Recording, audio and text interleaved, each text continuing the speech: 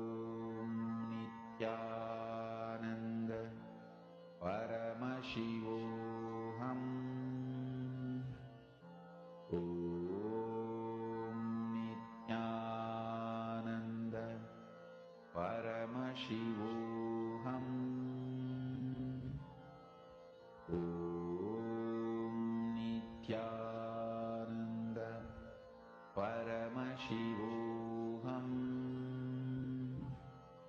Om Nithyananda Paramashivoham. Okay. Yes. Nithyanandam to all the participants. I request all of you now to post what is the name of the picture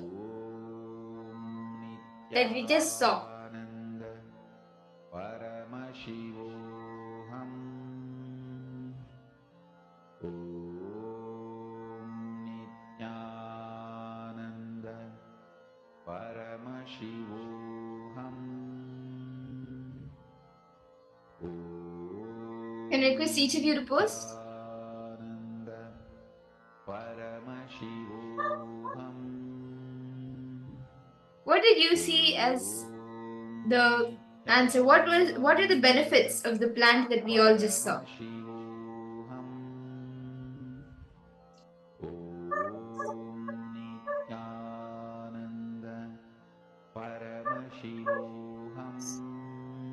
Each of you can post what you were able to see.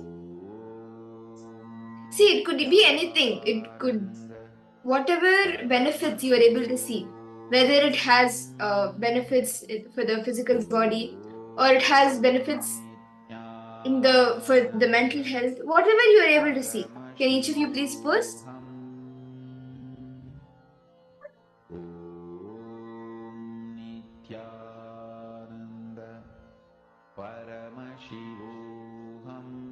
Please take a moment to detail out all the different benefits that you were able to see. Paramashivoham Om Nithyananda Paramashivoham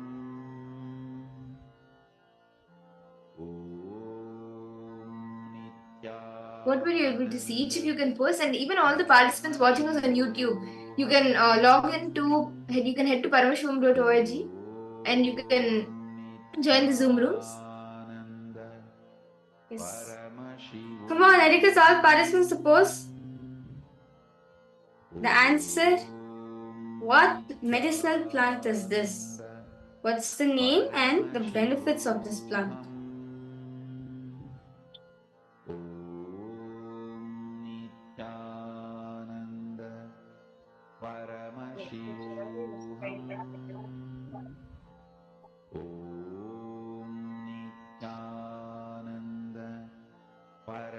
Yes. Whatever you saw, see, it could be the benefits, or it could be its origin, like, or which place it grows in.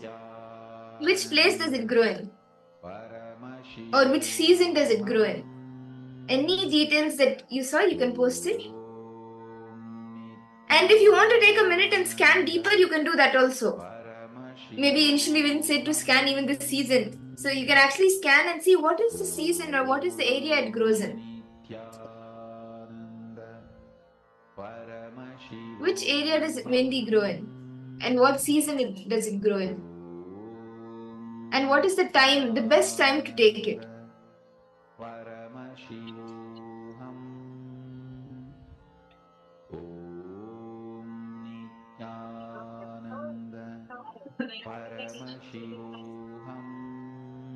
Okay, so shall we go to the answer? Wait, let's see that all the answers all the participants have written.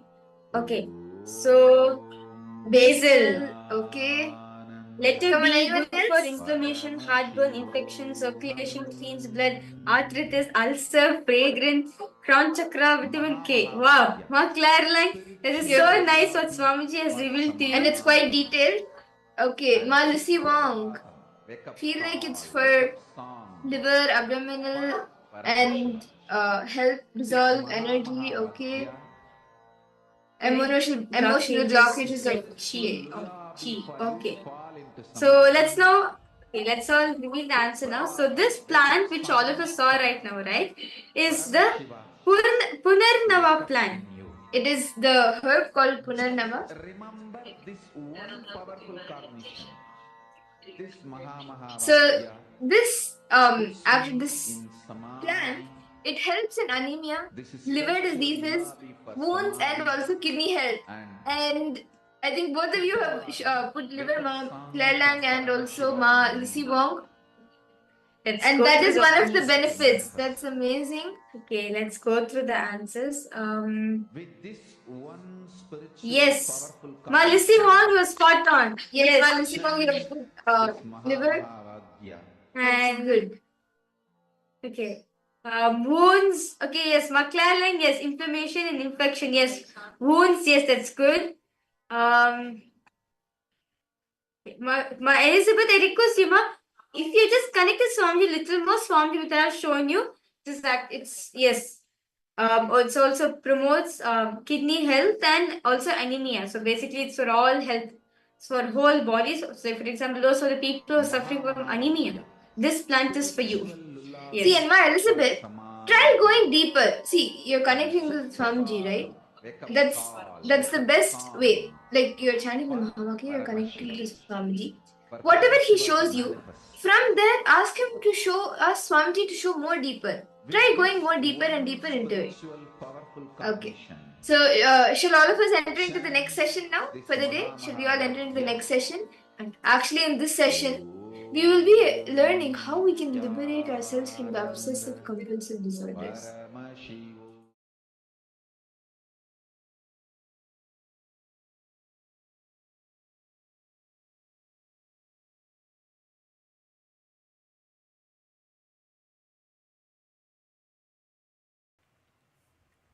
I tell you, this really happened. One person came to me with rheumatoid arthritis problem. It was very severe. The fingers have started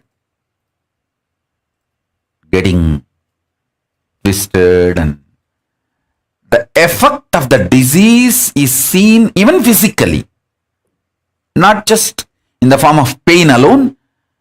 The body started getting distorted.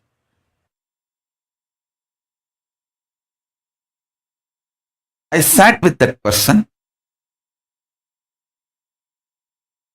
and spoke to the person to understand the source.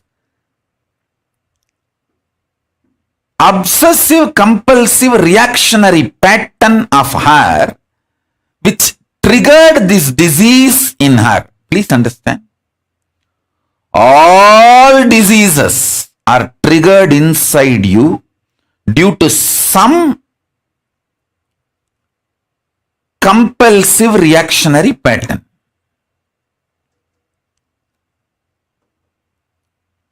So I wanted to study her pattern.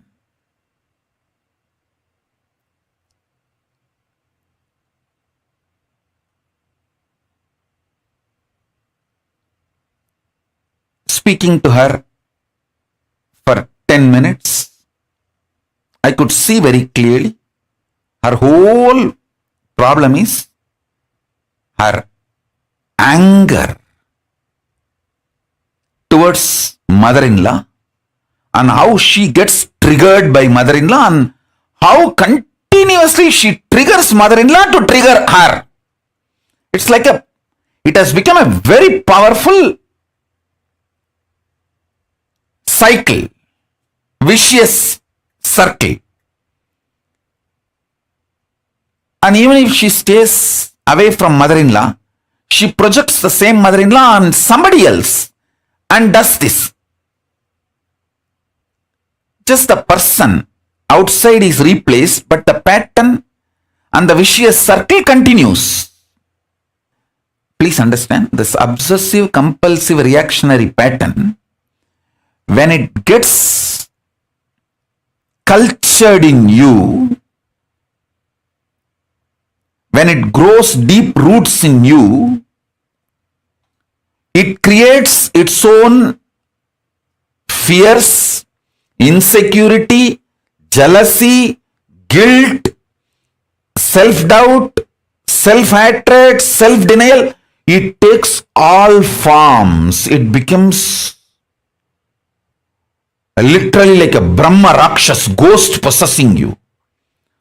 And naturally, if you have to go and fall at the feet of mother-in-law and surrender, you will feel, no, she is going to exploit me. The death is much worse than falling at my mother-in-law's feet. All these kinds of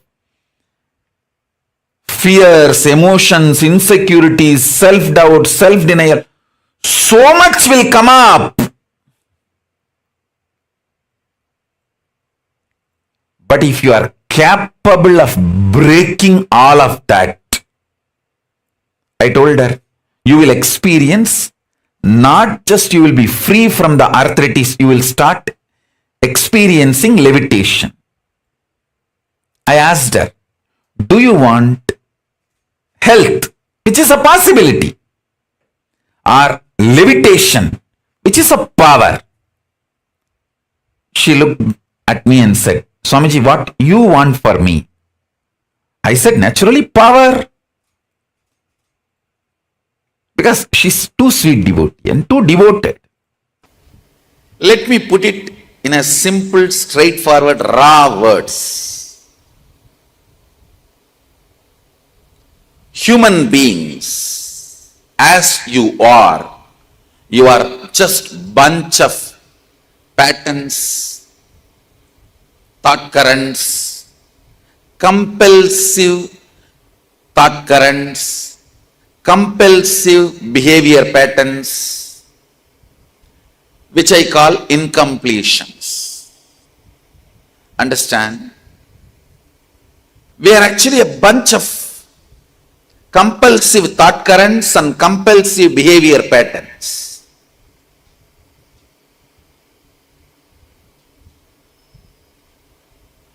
With a strong belief that these compulsive thought currents and compulsive behavior patterns are us. Please understand. Your actions can never be separated from you, and your reactions can never be part of you.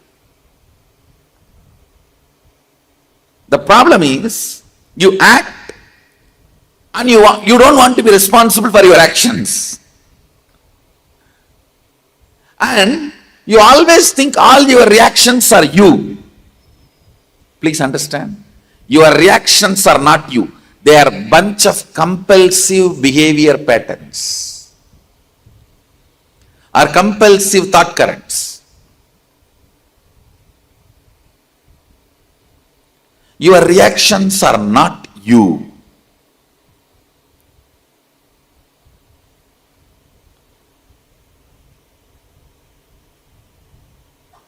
Unfortunately, you think your reactions are cute and your ability to react is your freedom. No, really, you think your ability to shout, scream, react, overact, all this is your freedom.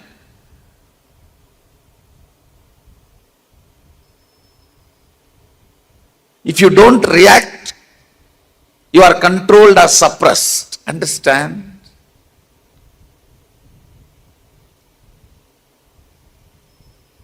Your reactions are a bunch of compulsive thought currents, compulsive behavior patterns.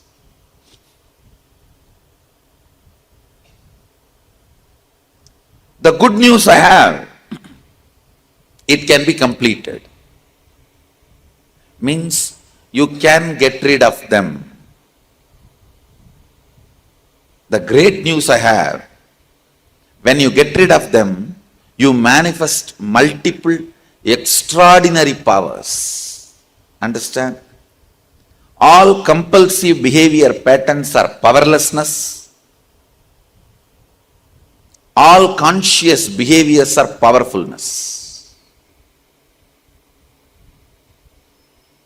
Powers are nothing but conscious behaviors.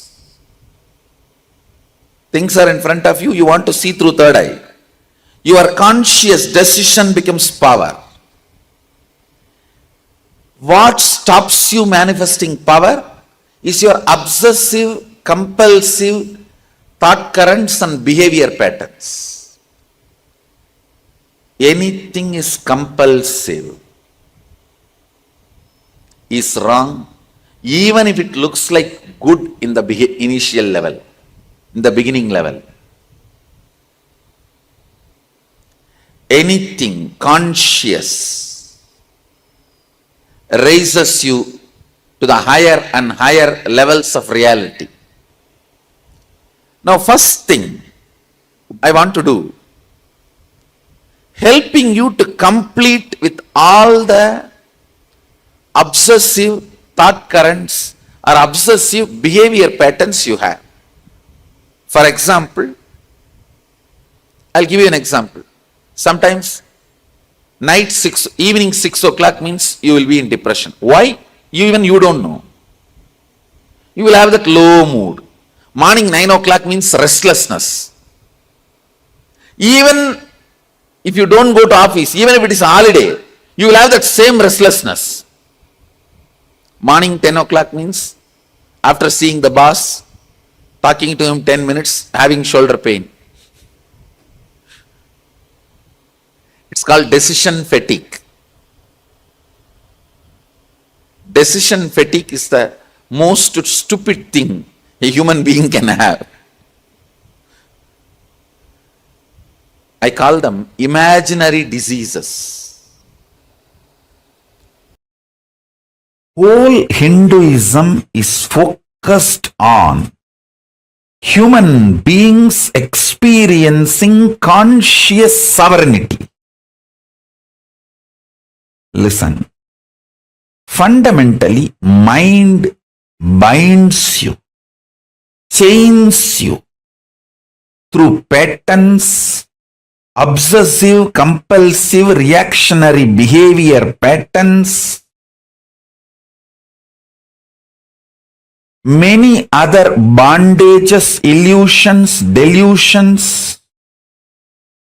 Mind binds you, chains you. It takes away the conscious sovereignty of the human being, and it takes away the best way the human beings can exist naturally, dharmically.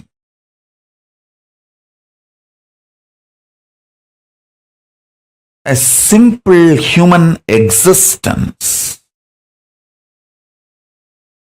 And the best things that simple human conscious existence can manifest, everything is hijacked, taken away, chained, bound by mind. And when you start manifesting ferociousness and break the patterns, manifest powers, your mind is transformed into supermind. If needed, everything else can be given away just for conscious sovereignty. Conscious sovereignty is worthy of everything. Let me explain conscious sovereignty. Conscious sovereignty means I know I am consciousness. I manifested this body, this life, and I am going to be working on exhausting any bondage, chains put on me in the form of obsessive compulsive behavior patterns, reactionary patterns, any other bondage put on me. I will exhaust those karmas and break from those bondages. I will be ferocious and break those patterns and liberate myself, manifest powers, and reclaim my conscious sovereignty. This is my life. How many ever births I take, I know this is my life. Having this clarity, and whether you are facing a headache or headache giver or worst thing you think in your life. For some people, poverty is the worst thing. They're ready to die, but they don't want to live in poverty. For some people, death is the worst thing. They are ready to go through anything, but they don't want death. For some people, loneliness is the worst thing. They are ready to go through anything, but they don't want loneliness. Listen.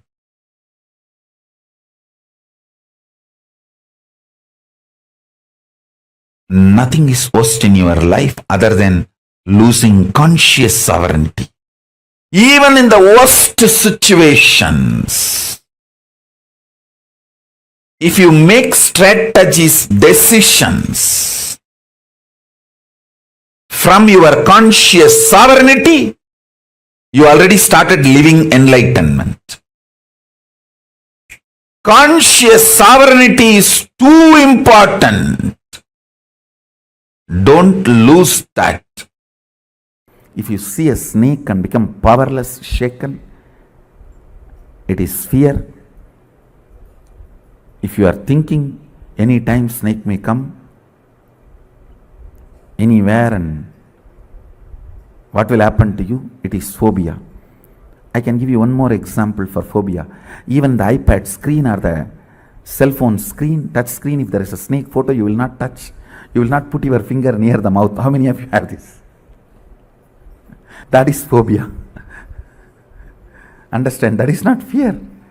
It's not going to come out of the iPad and hit you. Listen.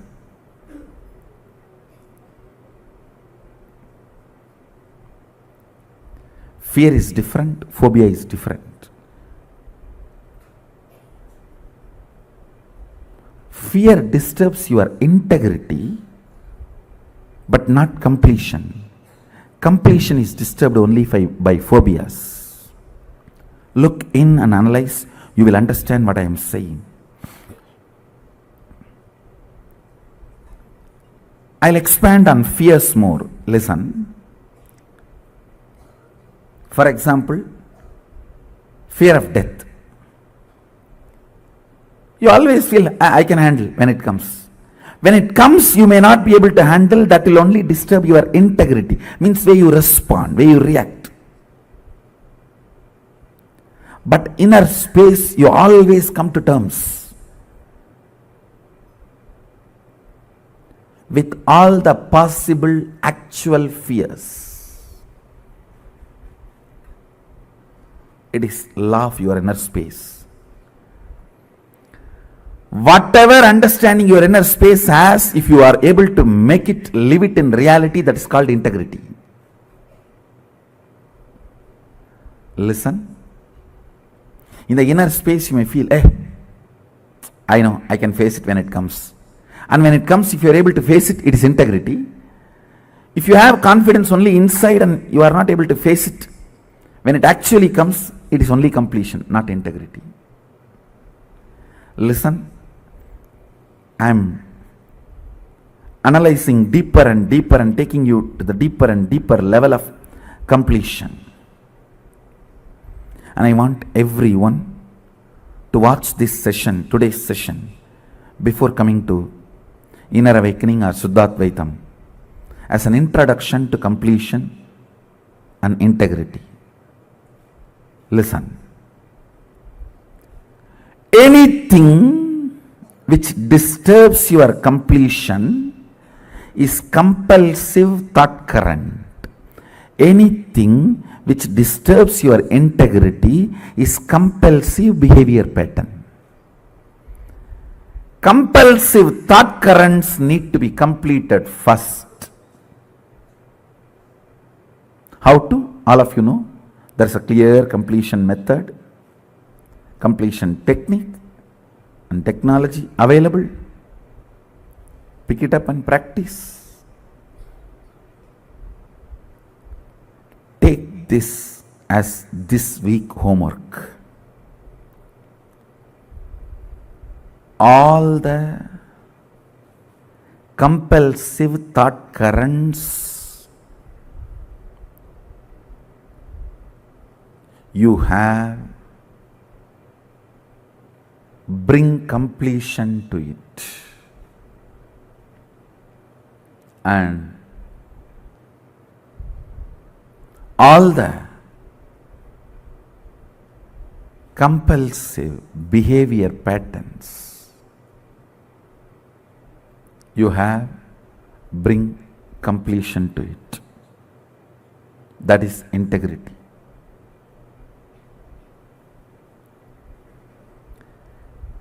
It can be as simple as you have to have a cup of coffee before going to your washroom in the morning, or as complicated as deep violence mixed even in your romance, in your love. Look in. That is the most complicated, compulsive thought current. The drinking water and sewage water getting mixed. Unfortunately for us also, the pipelines are very close. The plumbing is very close. The violence and the romance. Understand, adrenaline, that violence is swadhisthana. Romance, sex is Mooladhara. These two getting mixed is the worst obsessive, compulsive thought pattern a human being will suffer. When that two is mixed, you can't trust a smile of a person. You can't trust a smile of a person. Because even when he is feeling the romance, it is not romance. When he is feeling anger, it is not just anger. He himself do not know what he is going through.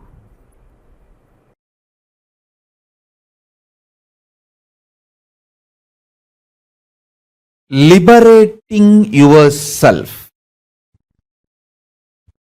from obsessive, compulsive, reactionary pattern and its suffocation is liberating yourself from delusion. Listen.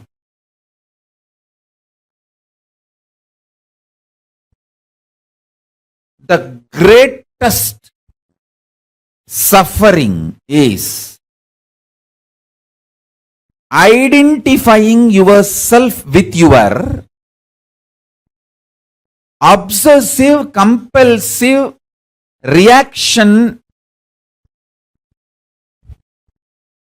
and suffocation it brings in your life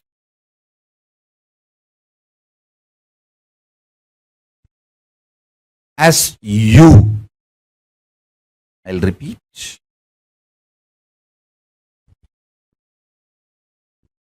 Obsessive, compulsive, reactionary pattern.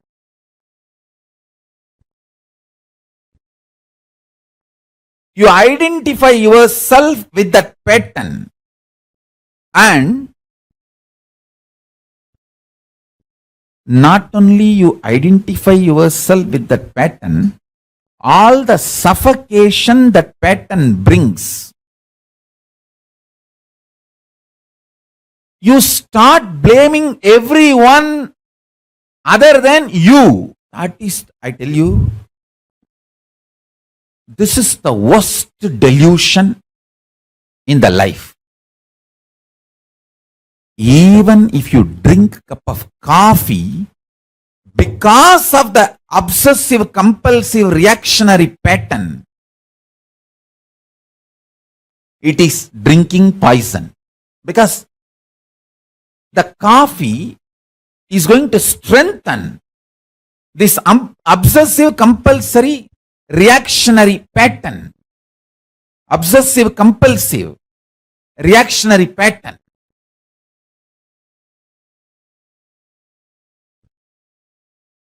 Listen intensely and listen carefully. If you just understand this one message from Paramashiva, every time a disciple listens to my words, my instruction, Guru Vak, he is blessed, protected, showered. Guru Vak. I tell you, when I give you a Guru Vak, I put my hand exactly on that obsessive compulsive reactionary pattern. When you listen to Guru Vak, not only you escape from all suffocation, side effects, after effects, you are showered with all the blessings and auspicious. I can give you 1,000 examples, or I can give you millions of examples. Every time when people walk out of their obsessive compulsive reactionary pattern, they save themselves from tons of sufferings. They pull themselves out of delusion, and they are showered with all the good things. If I have to give a rough equivalent for the word trobhava, delusion, I'll give this word only. Obsessive compulsory reactionary pattern, associating, identifying yourself with that pattern, and suffocating yourself and blaming everyone. Oh, this person made me to believe this pattern. This person is suffocating me. This person put the pattern in me. This person is torturing me. You blame everyone around the world other than taking the responsibility and completing and getting out of it. When I give a Guru Vak, I'll precisely put my hand on that only. See, only one Guru Vak Bhagavan Reddy obeyed. I gave him one Guru Vak: stop watching movie. That's it. He asked me, can I watch this movie, that movie? I'll stop Telugu movie, but can I watch this devotion? I said, nothing doing. Stop watching. And I tell you, not only the wealth, the kind of a success, fulfillment, everything he is enjoying now is just because he obeyed that one Guru Vak. Just only one Guru Vak. And I know within next few years he will become billionaire.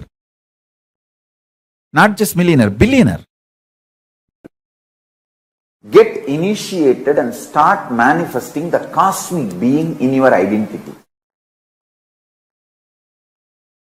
Understand, Paramashiva exists. He is a living being, all powerful, all knowing, who just creates, maintains, destroys, rejuvenates, puts in delusion, pulls out of delusion, liberates.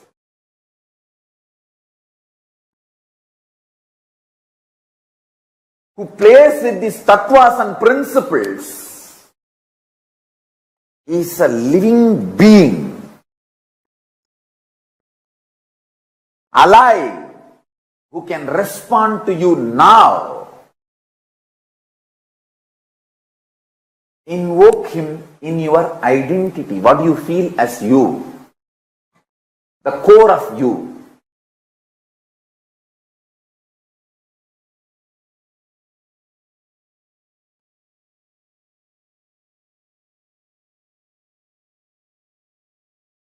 Listen.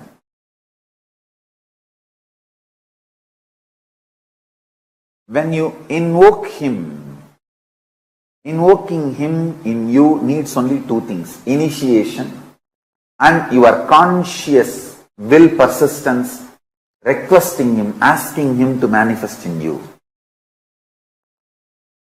Invoke him. See, when you invoke him, the fear-based obsessive-compulsive disorders become irrelevant. I am not saying don't go to job. I am not saying don't earn money. I am only saying let this job and earning money not be your OCD. Don't you see tons of things you are performing, you are doing as OCD? See, for example, we both may be sitting in the same Nithyananda Sabha. If a snake comes there, you will also move out, I will also move out. But with a different context. You can check my pulse, it will not increase. I will not move out because of OCD. Understand? Listen carefully. I am not saying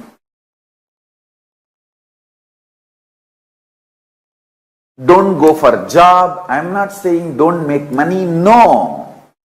I am only saying don't do it as a OCD, obsessive compulsive disorder. Do it out of extreme clarity. Hindu is a being who invokes cosmic being in his identity. Your Ishta Devata becomes your core existence. You can have, the Hinduism gives beautiful choices. You can connect with Ganesha, Subramanya, Shiva, Shiva's multiple forms, Nataraja, Kala Bhairava, Swaranagarshana Bhairava, Somaskanda, Tyagaraja, Arunachaleshwara, Sundareshwara, Sukha.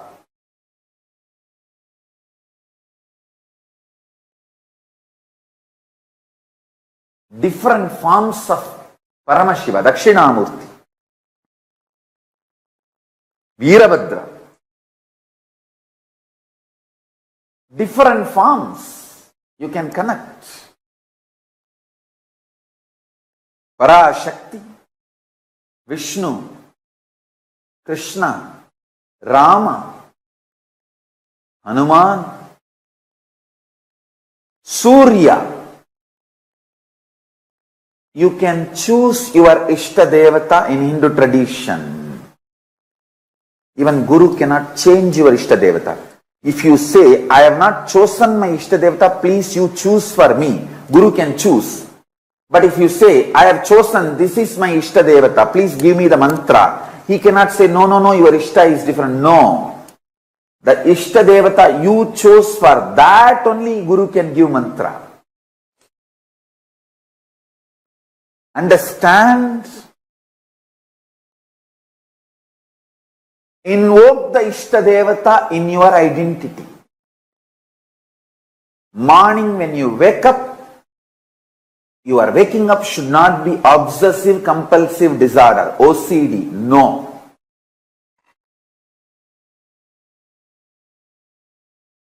It should be IID, Ishta inspired decision. Not OCD, but IID. Ishta inspired decision. Use this word. Ishta inspired decision. IID, not OCD. I tell you. When you react based on OCD,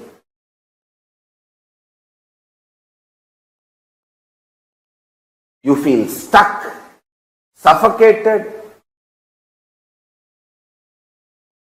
You don't know how to do, what to do, and finally end up in literally depression, frustration,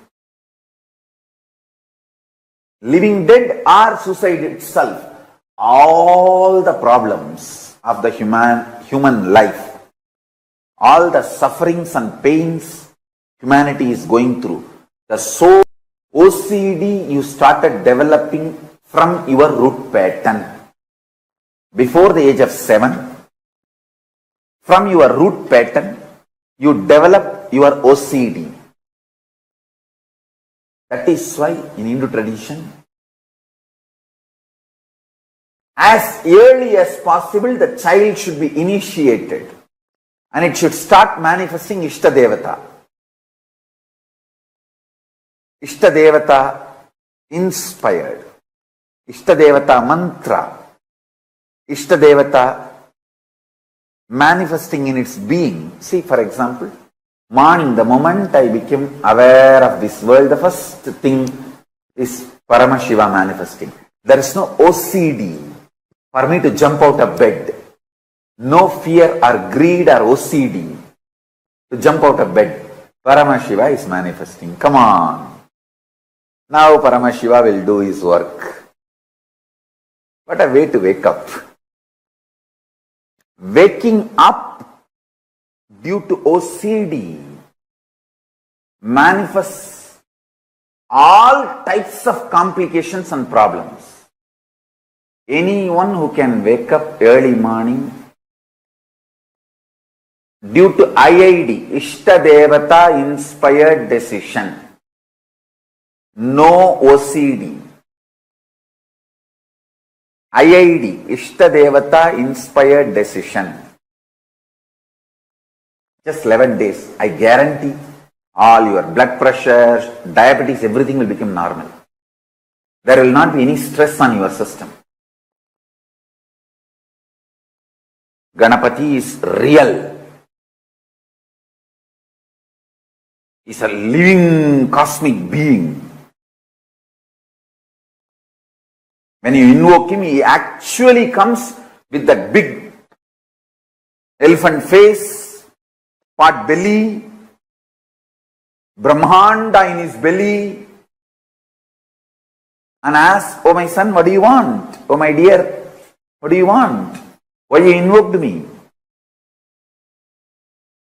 He is real. Listen, he comes, eats, drinks coffee with you. I am not lying. I am telling you the truth. And I tell you guys, I know I am talking to my disciples, whom I have absolute love. I want you guys to know I am in love with you guys. I am telling you.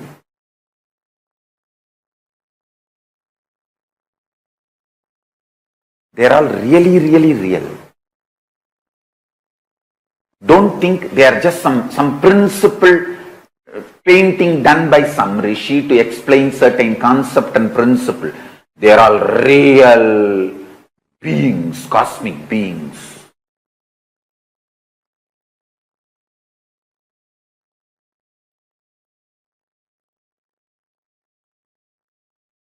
One advantage my disciples have, see, all my disciples who feel, hey, Swamiji will not lie to me and he will only tell the truth to me. For you guys who have that feeling, hey, Swamiji will tell only truth to me, he will not lie to me. The biggest advantage you have is your being immediately connects with that consciousness, with that beings. Your identity opens with them because your identity is convinced, hey, Swamiji told Ganesha is real, he is real. Swamiji told Kalabhairava is real, he is real. Swamiji told Paramashiva is real, he is real. That is the way actually initiation happens.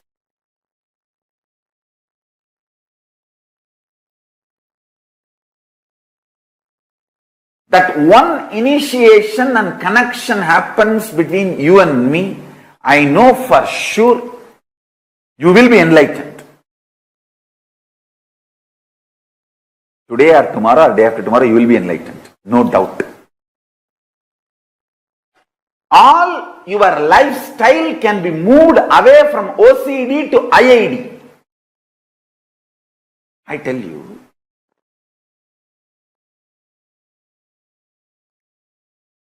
All your decisions and its good, bad effects, results, success, failure, everything finally take it to Paramashiva and cry. Want to express your frustration, express it to him. Want to express your love, express it to him. Want to show your gratitude, show it to him. Want to fight, fight with him. Do everything with your Ishtadevata. It can be Ganapati, it can be Shiva, it can be Muruga, it can be your Guru. I tell you, just practice this one. In few weeks, your life will start moving from obsessive-compulsive disorder based to Ishtadevata inspired decision based, IID. You are liberated, I tell you. Please understand, the concept of Ishtadevata is unique to Hindu tradition. I want all of you to know, I connect with the ultimate as Paramashiva and Parashakti. But I am absolutely sure, listen to this statement, even if you think Vishnu is the ultimate, you will achieve ultimate. If you think Ganapati is ultimate, you will achieve ultimate. If you think Parashakti is ultimate, you will achieve ultimate. If you think Subramanya is ultimate, you will achieve ultimate. If you think Surya is ultimate, you will achieve ultimate. Please understand. Parabrahma, Paramashiva, Parashakti, Paramapadam of Vishnu. All this leads you to the ultimate, makes you experience ultimate. Please understand. The truth of Ishtadevata is unique to Hinduism.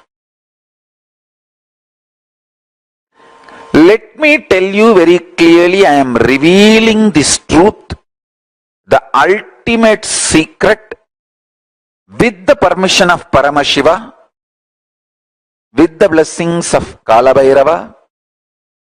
It is the truth as it is. Never ever worry which form of the God you are worshipping or connected. Decide that form is the Parama for you, ultimate. That's all. If you want, you can add the Parama, ultimate, to that your Ishtadevatas cognition about you. If Ganapati is your Ishtadevata, decide Mahaganapati, Paramaganapati, Paramburule, Paramburule, Mahaganapati, Mahaganapati, Paramburule, or the ultimate reality, O Mahaganapati. That's all. That's all. If you are feeling very deeply connected to Kalabhairava, say Paramburule Mahakalabhairava, Kalabhairava Paramburule, Kalabhairava Paramashivame. That's it. If you are connected to Vishnu, Paramapada Paramburule Mahavishnu. That's it. Understand this. Ishta Devata is the unique truth of Hinduism. I should say the Ishta Devata principle, truth, is the real ultimate grand narrative of Hinduism. Hinduism does not stand on one definition of God. Anybody who puts one definition of God on you is putting Kashta Devata on you. Because man cannot go through just one idea and reach the ultimate. No. Ishta Devata is the only antidote for all Kashta Devata. Listen carefully. The grand narrative of Hinduism is the truth of Ishta Devata, where the ultimate is available to you in the form you love, the form you like, and the form with which you want to relate. There is no small God, big God in Hinduism. If you decide Padanatambadi Karupanna Swami is your Ishta Devata, he is the Parabrahma, Paramburul, Paramashiva for you. If you decide Pandi Munishwara is your Ishta Devata, he is the Parabrahma, Paramburul, Paramashiva for you. If you decide Angala Parameshwari is the Ishta Devata for you, she is the Parashakti, ultimate Paramapata Swarupini, Parabrahma Swarupini. Changing the Ishta Devata on the course of journey is perfectly alright. Nothing wrong. Hinduism does not say you cannot change the Ishta Devata. You only has to do one thing. Till yesterday, if you were worshipping Rama as your Ishta Devata, today you suddenly decided you are going to worship Kali as your Ishta Devata. Decide, O Parabrahman, O the ultimate.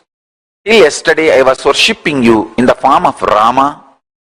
From today I want you to appear and connect with me in the form of Kali. So I merge the superconscious form of Rama into the superconscious form of Kali, and from now I bow down to Kali. That's it. All the tapas, sadhana, spiritual practice you did is going to continue. It is not that all that has gone are waste or you have to start again from the zero. No.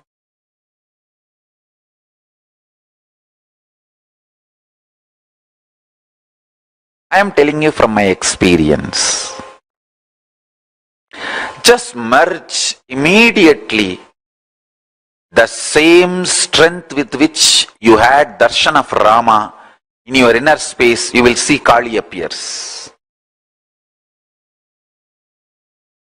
The principle of Ishta Devata is one of the ultimate truth revealed in Veda Agamic scriptures. That is the ultimate grand narrative of Hinduism. This will integrate Hindus, and this is going to be the future grand narrative of Hinduism. The principle of Ishta Devata. I should say the truth about Ishtadevata. Ishtadevata Satyam. The Satya and Tattva and Jnana Vijnana about the Ishtadevata will be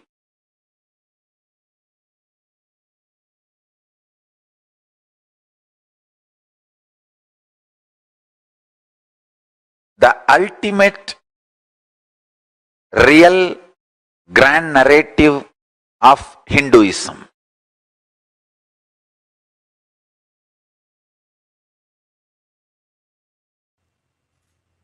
Ferociously, not softly, not politely, not mildly, but ferociously breaking the obsessive, compulsive, reactionary patterns is power manifestation.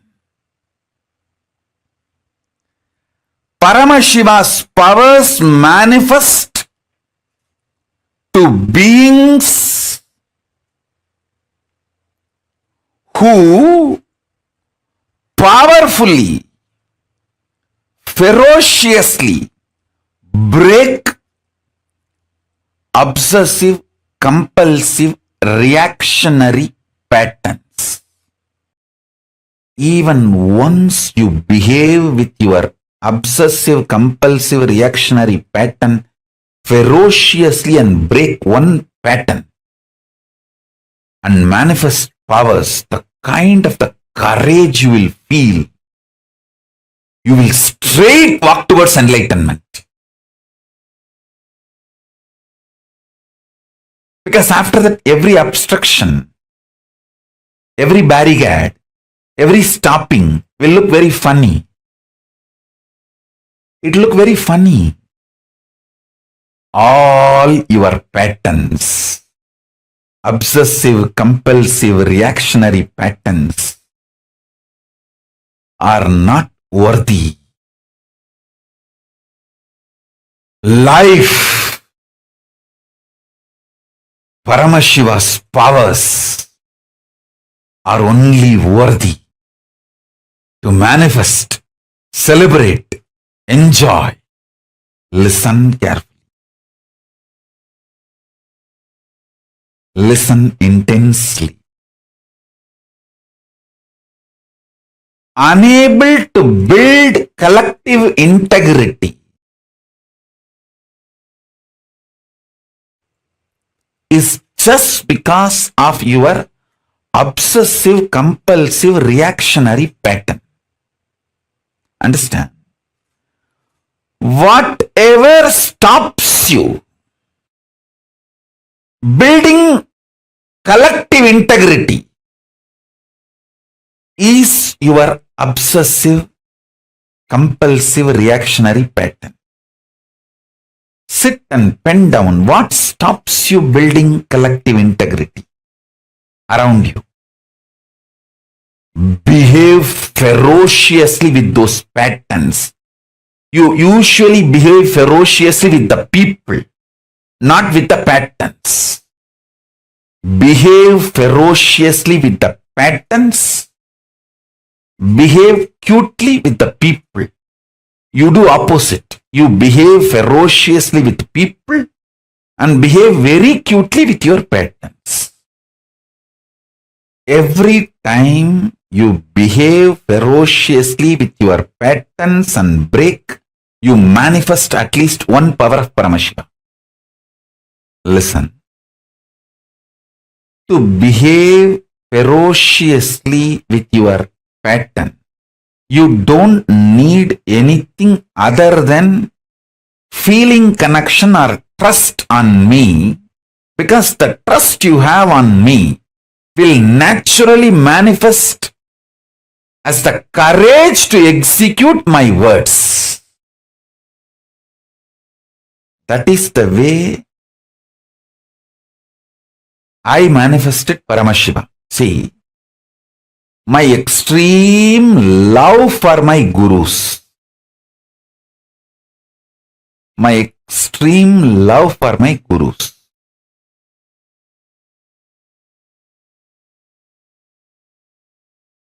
Srishti Sthiti Samhara Tirobhava Anugraha.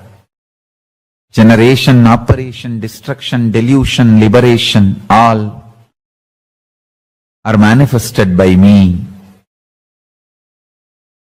In microscopic level, I am oneness. In macroscopic level, I am infinity. In the microcosmic level, I am oneness. In the macrocosmic level, I am infinity.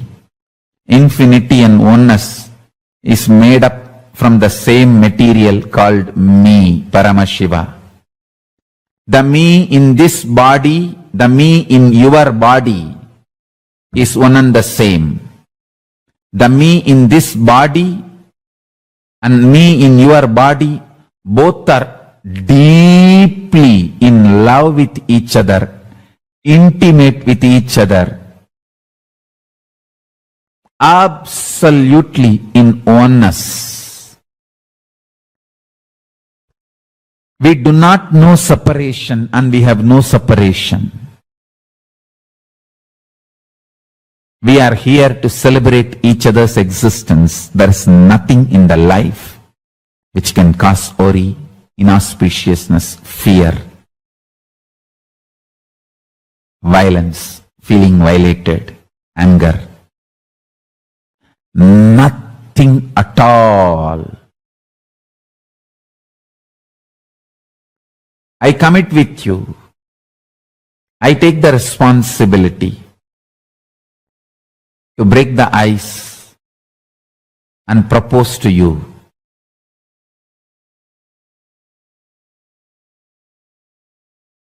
Let's celebrate our life together. Let me manifest in you. Let you manifest in me.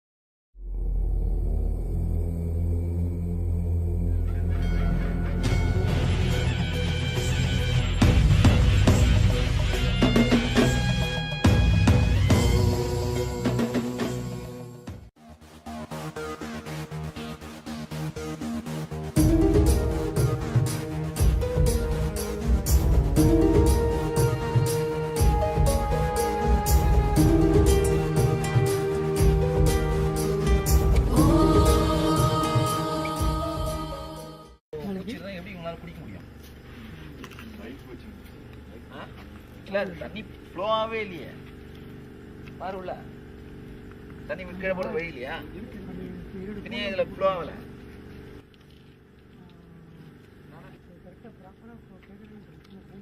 கொடுக்கறது இல்ல. கிளீனா tiles போட்டு இந்த படிக்கிட்டு tiles போட்டு இது தனியா போர் போட்டீங்களா? நம்ம போர்ல எங்க போர் மெஷின் மட்டும் வாங்கி வச்சீங்க.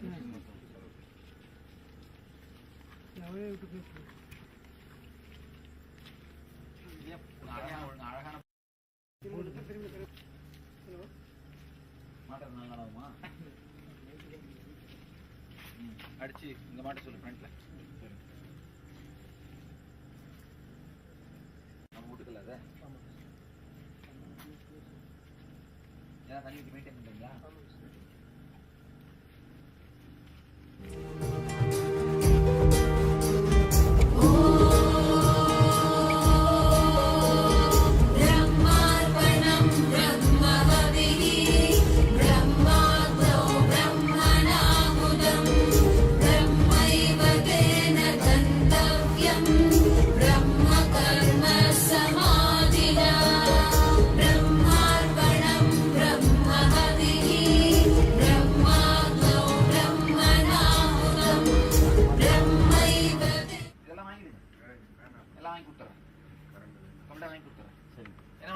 எப்படியும் மாசம் மாசம் சோறு கூட முடிவாயிடுச்சு.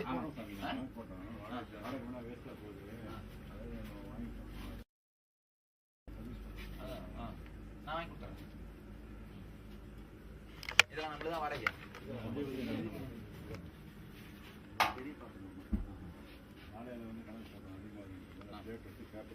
அவ்வளவுதான்.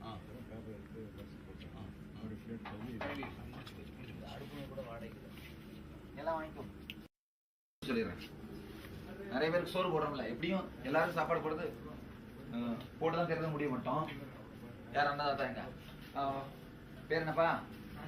நல்லது, நல்லா இருப்பேன், நல்லது, ஆனந்தமா இருக்கு. நல்லா சோறு போடு, பெரும் புண்ணியம்.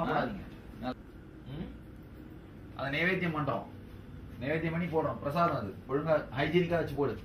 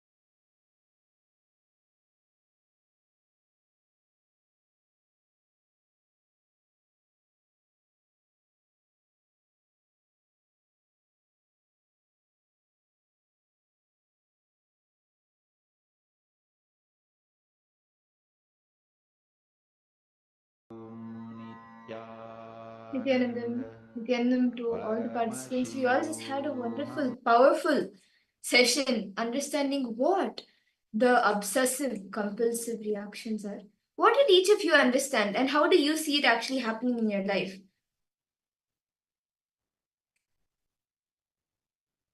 Can I request each of you to pose before we move on? Very beautifully, Swamiji spoke about the obsessive compulsive disorder. Yes, I see so many participants logged in. Ma Priyatma Sarupani, Nithyananda Ma, welcome for the program. Ma Grazina, Nithyanandam to you too. Yes. Ma Yogananda Rupini, Nithyanandam to all the participants once again. Ma Alagamai Kasi, Nithyanandam to you too. Okay. So shall we understand a little bit more? Let's go a little bit more deeper. So of course, Swamiji revealed so much. Let's understand these truths a little bit more. Let's understand these and discuss about this truth, about what exactly obsessive compulsive disorder is and how we usually react with the obsessive compulsive reactions. Okay. Very beautifully in this session, Swamiji spoke about the obsessive compulsive disorder and also Ishtadevata inspired decision, right? Like how Swamiji said, OCD. Like how most of the time we have OCD in our life, right?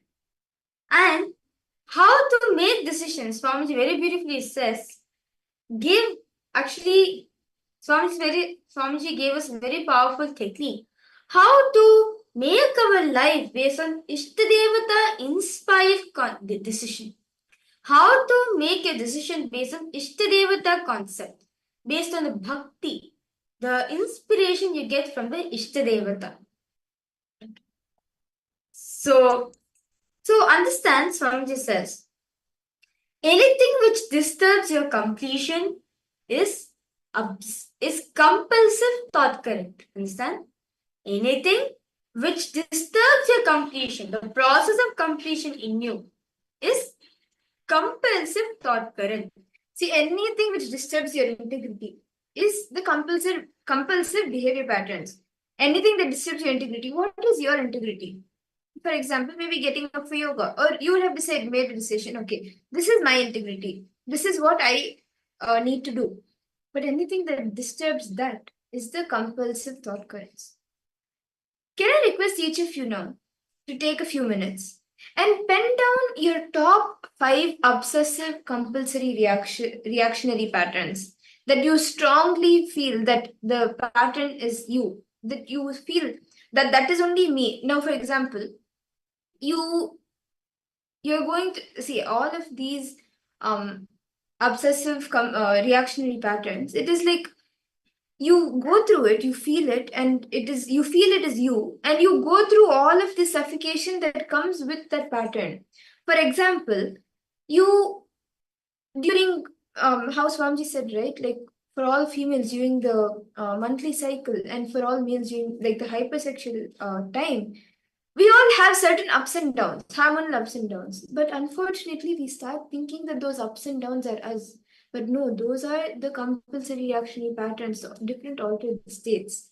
So you start seeing different patterns in you. Can you each of you write down 5 obsessive compulsory reactionary patterns, which now you have started thinking it is you, it is your reality, it is you, and you're suffocating yourself with that. Can I request each of you to pen this down? Take a few minutes.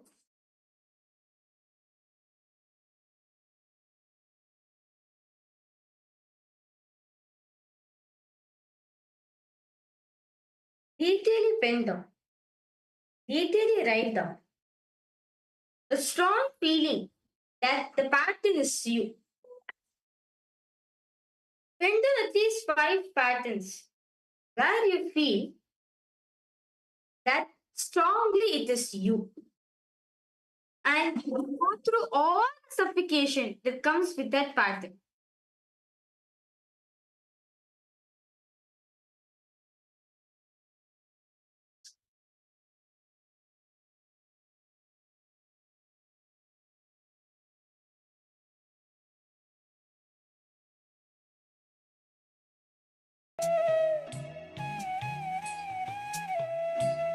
Detailing.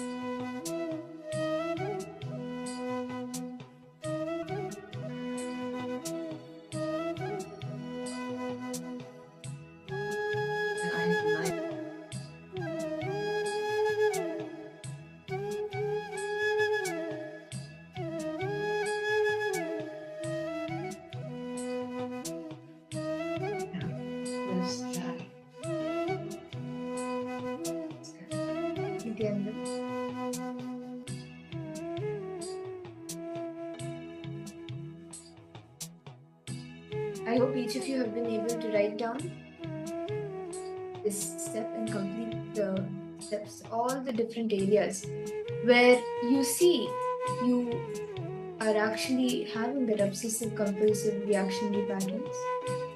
Can I request each of you now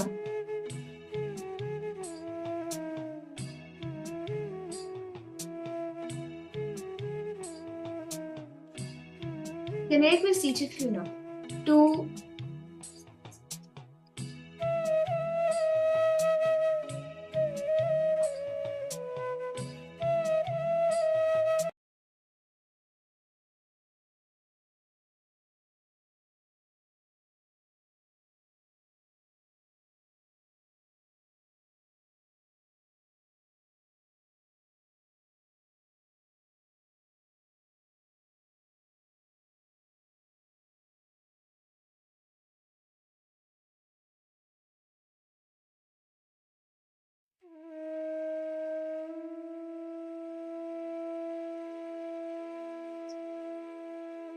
So we all wrote down the different times that we have had the obsessive compulsive reactionary patterns. Can I request each of you now to pen down and actually invoke all the patterns which have written? Connect your Ishtadevata, or you can even speak to. I request all the participants now invoke one cosmic being right now. Anyone, any deity you feel like open to. You can invoke Ganesha, you can invoke Subramanya, you can invoke Shiva, Vishnu, Devi, Guru, anyone. I request all participants to connect with your Ishtadevata, whomever you feel complete with. Please take a minute to do this. See, just please take a minute and connect with your Ishtadeva. That can be anyone. It could be the Guru, it could be Paramashiva, it could be Devi, Ganesha, Subramanya, or even any of the Navagrahas. Whoever it is, please take a minute to connect with them. Now, just start expressing to your Ishtadeva. I request all participants take a few minutes more. Start expressing to your Ishtadevata. Whatever comes in your inner space, like the obsessive compulsive reaction pattern, right? Start expressing to Swamiji. Like you want to express a frustration, fine. Express to Swamiji, no problem. You want to express your love, gratitude, express to Swamiji.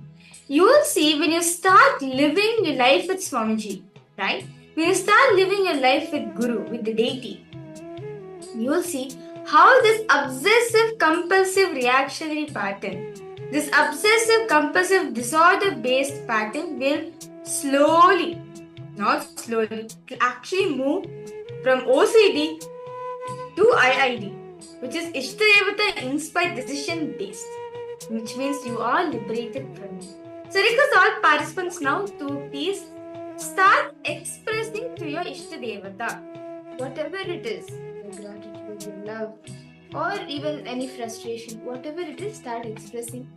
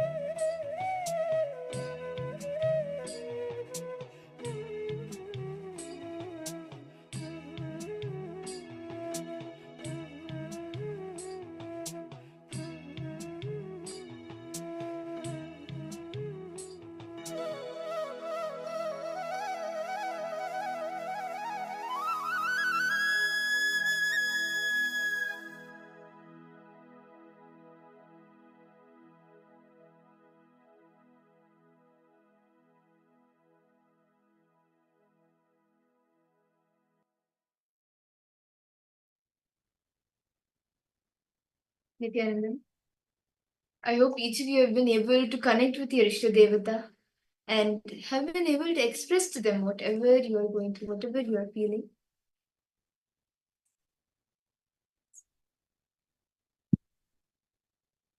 Yes, so with that beautiful, I request all participants to post how do each and every one of you feel. Do you feel good, great? How is all of you feeling? Okay,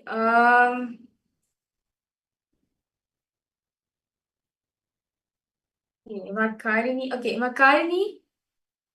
Okay, Makari. Okay, basically, the second step is you have to connect to your Ishta Devata and you have to tell all your problems, not the problems, all your patterns, your obsessive compulsive patterns to your Ishta Devata.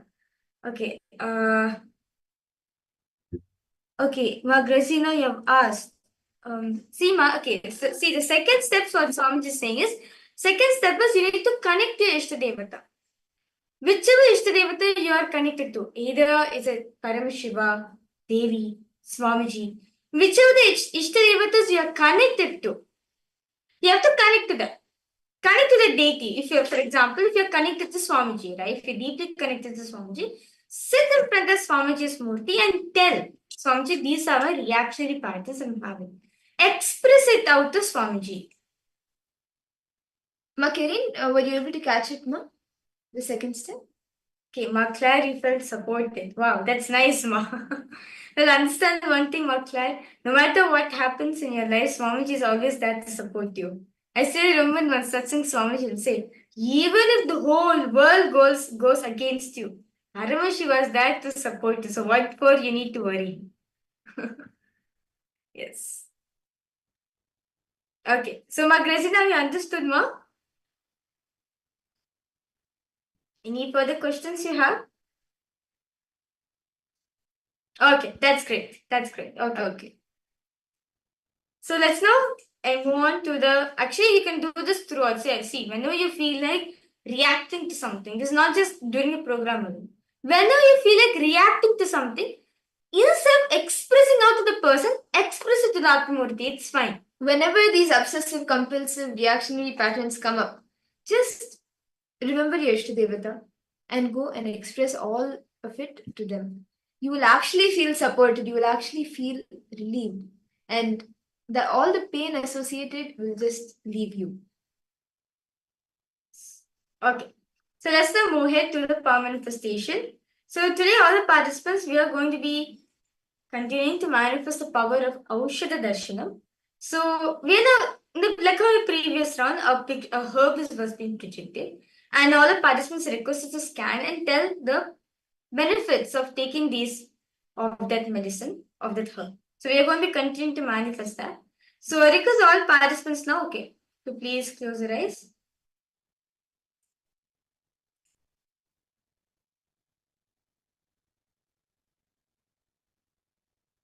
We will be projecting an image of a herb, and each of you can connect with Swamiji and scan what is the benefits of the herb. What exactly, how, in what way does it benefit us?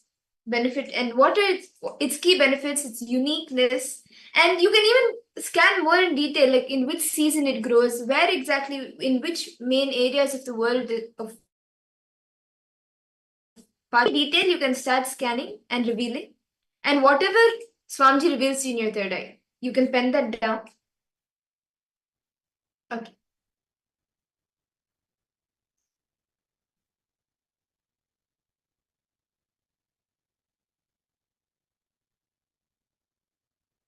So we are now projecting the image for all of you. Please start scanning. Intensely connect with Swamiji. Chant the Mahavakya. Om Nithyananda Paramashivoham. Whatever is revealed in your third eye, do not guess. Whatever Swamiji reveals, it could even the name of the herb you can scan and reveal. Just with all your three eyes, capture the picture, drop it in your inner space. Drop it at your third eye.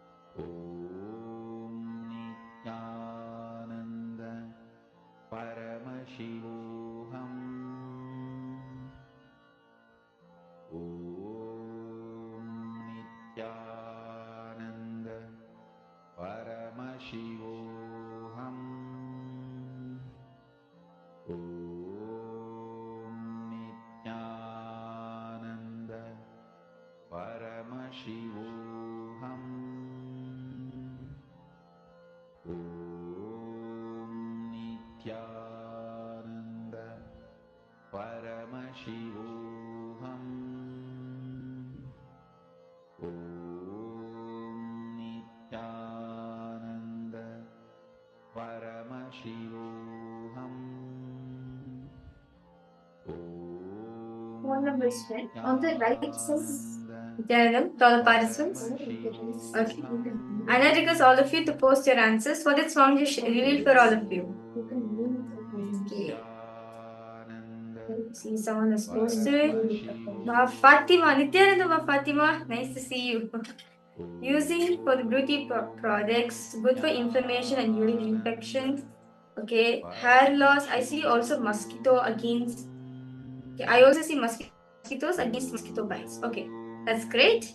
How about the rest of the participants? Makari, what did song to show for you, ma?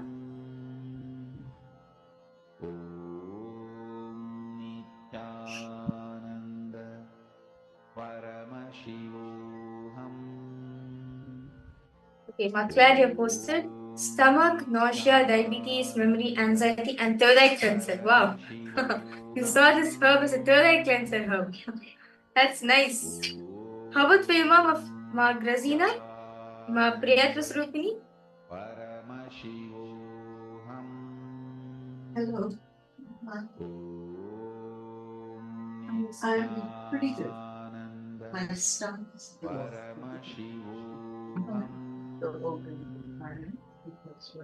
Malisi Wong, Wang Singh, I request all the participants post.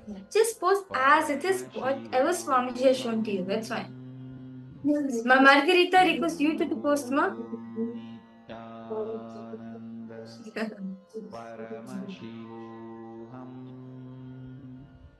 Yeah. Okay. How about for you, ma Teresa, ma Basdi, ma Yoga and Rupini? See, so many participants logged in. Because all of you to post whatever Swamiji is showing to you. Yes, Nithyanandam, ma Marpa. Can I request all participants, please come on camera? Okay. Okay. The current one is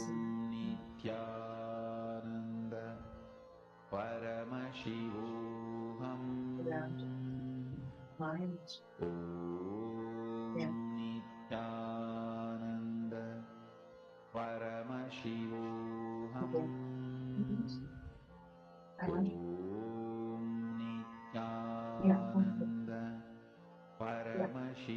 Tell them to all participants that request all of you to post whatever Swamiji is showing to you.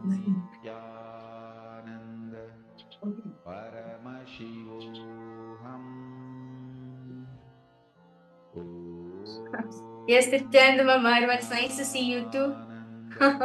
That's nice.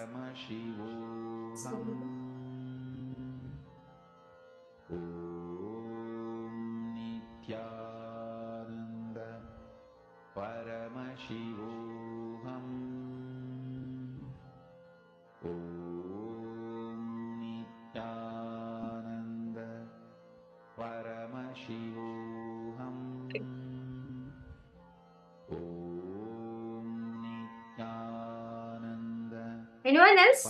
Ma Claire, did you say anything more, ma?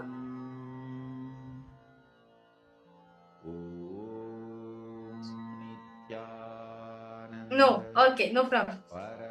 That's fine, okay.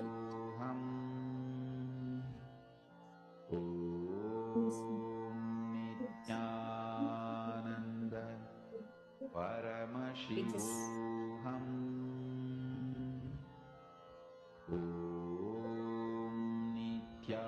Nithyananda Paramashivoham. Okay, so let me now reveal the answers for all the participants. Paramashivoham Nithyananda Paramashivoham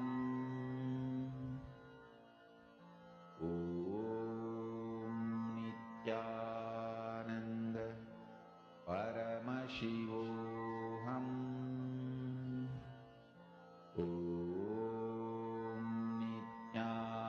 Nithyananda Paramashivoham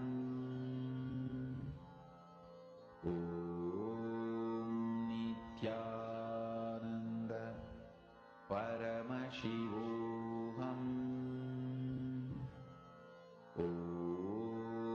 Nithyananda Paramashivoham Nithyananda Paramashivoham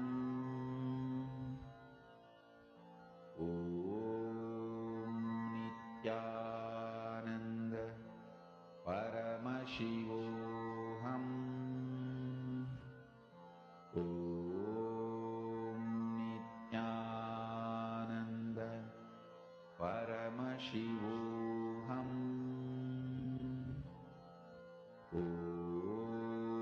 Nithyananda Paramashivoham Nithyananda Paramashivoham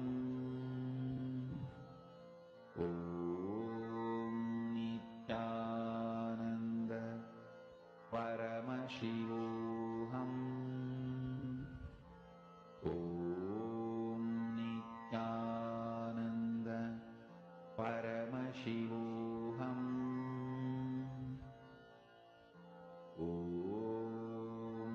Nithyananda Paramashivoham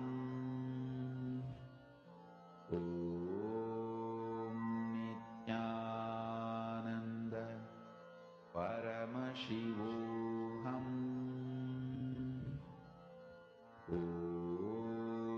Nithyananda Paramashivoham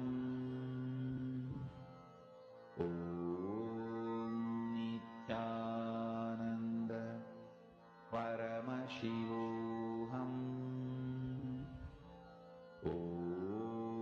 Nithyananda Paramashivoham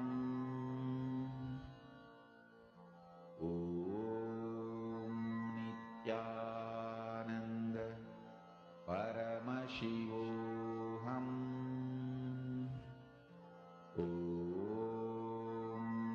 Nithyananda Paramashivoham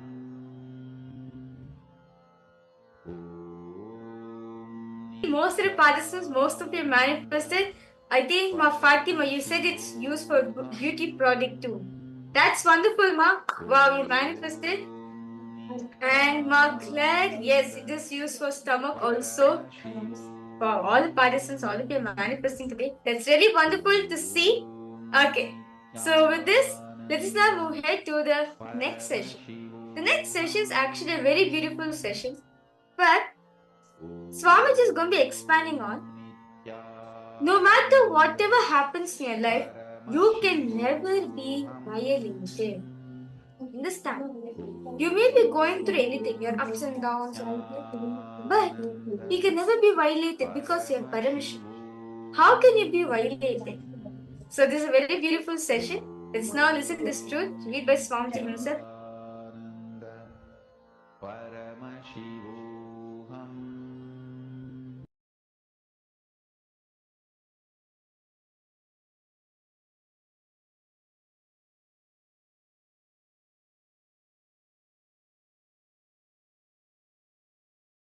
Please understand, this is one of the important lessons you need to learn.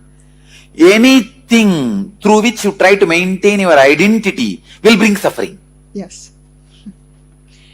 Anything. You may be holding on to some desire. You may be moving away from some fear. Anything you do to hold on to your identity will bring suffering. One of the biggest freedom I have in my life is I don't do anything to maintain my identity. It goes to dogs. I tell very clearly. Understand? Maintaining the identity is the stick with which Maya controls you. How? Have you seen in the street, monkeys will be made to jump by the, what do you call him? Monkey trainers, you can call. In villages, in village sides, the street side, the fellows will show circus with monkey. They will have a stick. The moment they move the stick, the monkeys will jump. Same way, the Maya, the delusion, makes us jump through one stick. The stick of maintaining our identity. If you just don't bother about that stick, you are free. I tell you, it's not that you will not have wealth. It's not that you will not have whatever you want. It's not that I don't have wealth. It's not that I don't have what I want. I have more than what I want. But nothing gives me suffering. But you guys have less than what you want and everything gives you suffering. That is where the problem is. Your every pet turns into a scorpion. You try to caress them and they just stuck. The problem is the intention of maintaining identity itself is foolishness. But how much ever I tell, you say no, but practical. Truth has to be faced directly. No other way. Come on. So I do it to maintain my identity, and I do it to be happy. But the problem with the happy part, not that there's a problem with happiness, it's that I look external for the definition of happiness. So what does everybody else have, and therefore that will make me happy if I have it. And then when I'm getting to the contradictory ones, but it's sort of, when I looked at the sensory pleasures, I realized that not only do I do things to maintain my identity and to be happy, but that I'm looking to those sensory pleasures to bring it to me. So everything's external. My definition of happiness is somebody else's definition, and what's going to bring me that, I look externally for that. So it's this sort of a never-ending wheel of ridiculousness, really. So in terms of the contradictory desires, I looked at my desire to be happy, which is really a recipe for disaster right now, because the definition is external, and what I'm looking for is external. And so if I actually have happiness, it's kind of a fluke, I think, more than anything. But the other, not only fluke, not only it is temporary, even in temporary it is temporary. Yes. You understand? Ephemeral of ephemeral. See, temporary also as something like at least temporary time. Even in temporary, it does not have the temporariness. Let me give you the example. Temporary happiness. Alright, every day at least 10 minutes it should come to me. Then I can call it as temporary in the 24 hours. Even the 10 minutes is not permanent 10 minutes. Actually, you don't suffer because of situations. 90% of your suffering, I can say 99% of your suffering is when you are thinking about the situations. When you are thinking about the situations, you suffer, not during the situations. The emotional and mental level pain is the result of the constant judgment growing inside you. The emotional imbalance can deeply affect the body. For example, Monday morning, when you feel intense resistance to go to work or school, it can manifest as pain, diseases in the body. There is something called Monday morning blow-ups in the West. Monday morning is the time maximum number of cardiac arrests happens. People die just because of their resistance to school and work. Can you imagine?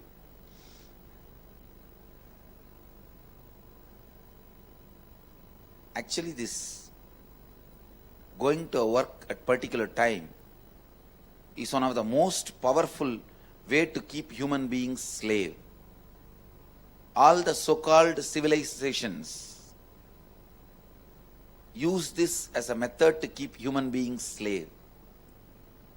And for you to obey, see, if you live integrity and you obey your words, commitment, your declarations, that will lead you to enlightenment. But if you know it is forced on you and the timing has to be followed, otherwise you can't survive, and you don't feel connected to the goal for which you are made to work. For example, you are working for a company, but you don't have a passion for that goal. You are just working, means you are nothing more than a slave. Fluoride is required to make you dull and make you slave. That is why use fluoride in their water. Please understand, fluoride and the time forced work, both are connected to keep human beings as slave.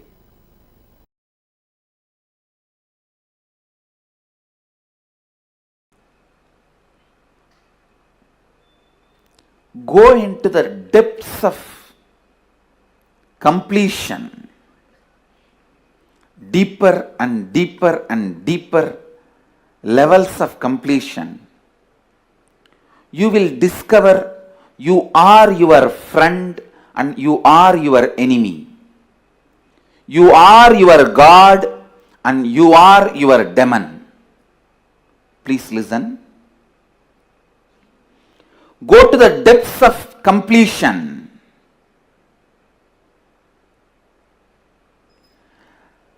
When you come to the subtle layers of the deepest layers of your incompletions, it's almost like a small movements inside the earth's plateaus causes a huge earthquake on the surface of the earth and causes tsunami and damage. But the root cause is just a small movement in the earth plates, the deeper level. If you get into your system, your being, and do more and more and more completion, you will also touch the space, the source of earthquake and tsunami.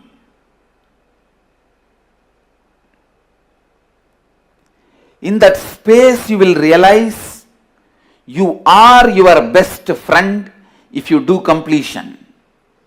You are your worst enemy if you don't attend yourself.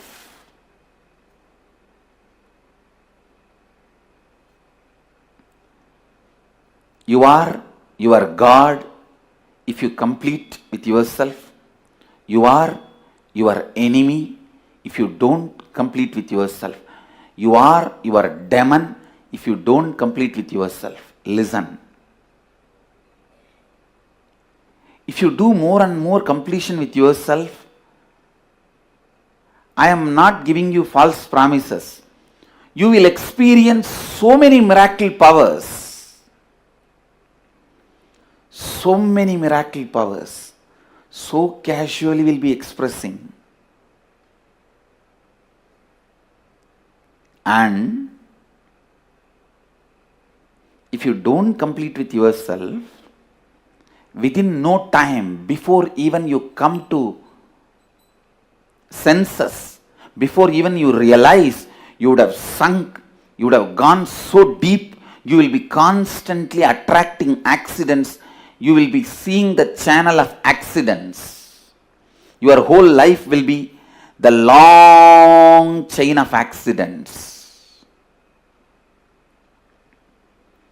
Whether you want your life to be long chain of miracles or long chain of accidents, choose, decide.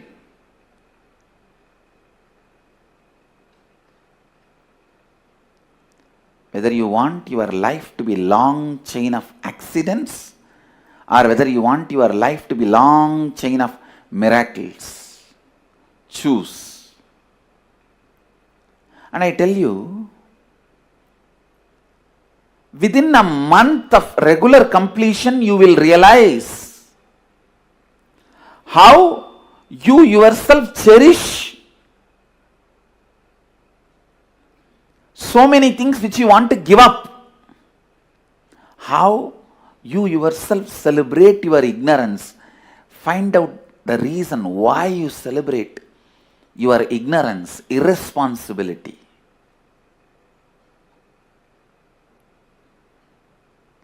Your anger towards your boss. You just want to do opposite to what your boss wants. So what your boss wants? He wants you to be responsible. Come on. Let me become irresponsible and challenge him. Let's see what he can do to me. He cannot get anything out of force from me. But fool, by this decision you destroy your possibility.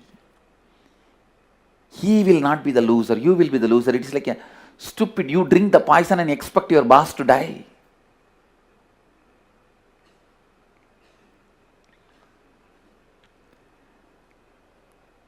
Your anger towards your father decides you never to take any responsibility or involvement into the life. Your anger towards your mother. Look in. It is those subtle incompletions. And I tell you, the most stupid belief a human being can have is belief that he can be violated. Understand? Belief that you can be violated is the most stupid belief you can have. Neither physically, nor emotionally, or psychologically, or at the being level, you can be violated. Understand? You can never be violated. Your wrong perceptions about you will always be violated. If you think your body, you will constantly be violated, even by a look of somebody. If you think your mind, you will constantly be violated just by a word of somebody. If you think your emotions, you will be constantly violated. Just somebody not respecting you as you want. Whatever gives you the feeling you can be violated, renounce that as early as possible. Your mind, instead of asking you shelter, it makes you believe you are that, and with that stupidity you are bound, and your whole life you go on trying to protect that without getting violated, and you forget that has violated you. And if your body and mind asks you, I am your servant, please protect me, that no one should violate me. And you give the abhaya. Yes, I give you the abhaya. And because through you, I have to do what I want to do, I'll protect you without getting violated. At least it is the right context. But your body and mind makes you believe you are that. And your whole life, you are running around to protect it without getting violated. And finally, end of the day, you will realize you are violated by the very fellows for whom you are protecting, and getting the fear you may be violated. They violated you. End of the day, when your life is taken out of you, then you will realize, oh God, I was protecting this body and mind, thinking I should not be violated. Finally, these fellows have violated me.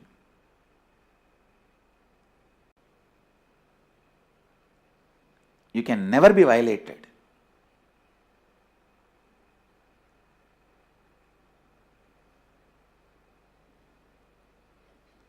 You are a pure consciousness. Understand?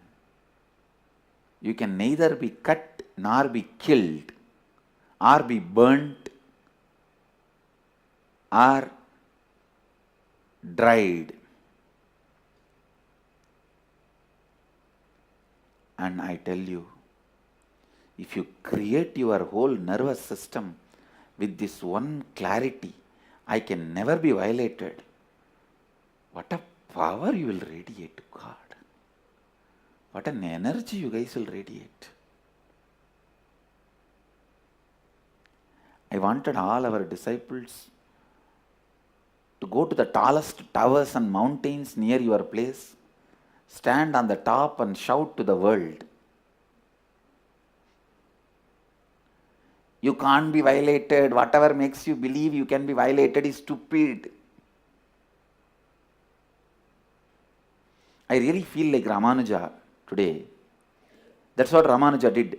When he got that click, that Ashtakshari, the 8-lettered name of Vishnu, Bhagavan, when that is repeated, immediately that enlightenment is experienced, he could not control himself. He got onto the temple tower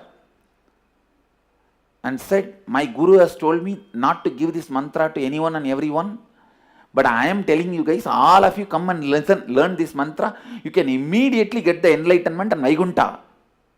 Take it. What happens to me, don't worry.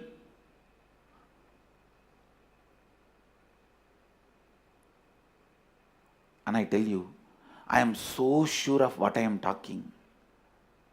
Not only I want to claim the tallest tower building available near, I wanted every one of you to claim your nearest tallest tower and hills and building and shout from there to the whole world.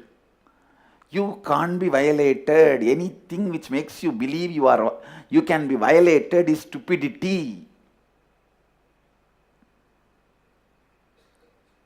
Anything which makes you believe you can be violated is only violating you. Not only this will be useful for our kids to create a new life, even if you are old, this will create a new body and mind. You can never be violated.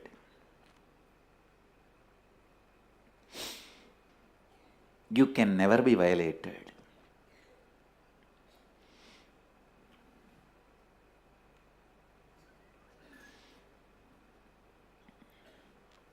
And anything makes you believe you can be violated is superstitiousness.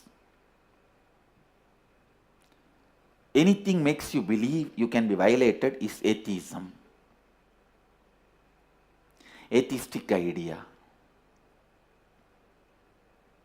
Stupidity. Drop it.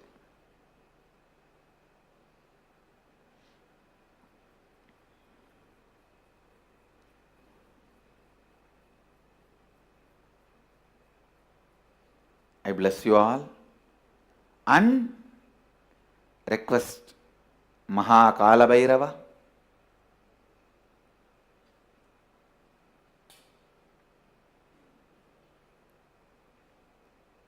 to bless everyone, all of us, to radiate this great Satya, Advaita Satya. We can never be violated. And all the ideas, incompletions, which tells me I can be violated, should be completed, and let the realization I can never be violated forever become the source cognition of all of us. Let Kala Bhairava bless all of us to be in this one great experience.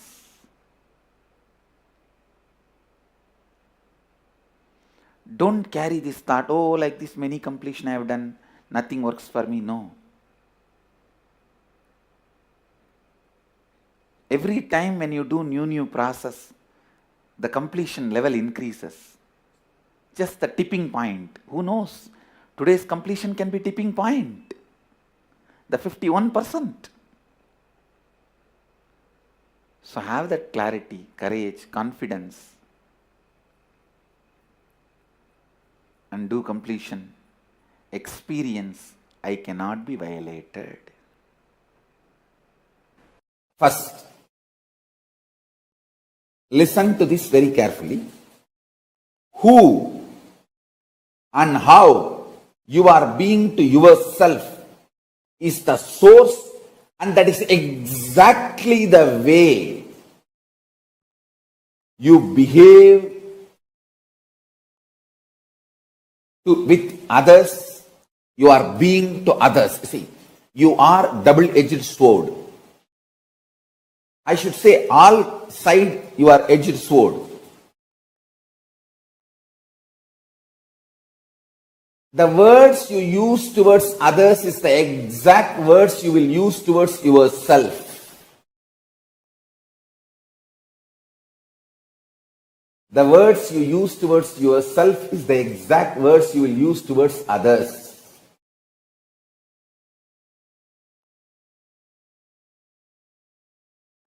Be very, very, very clear.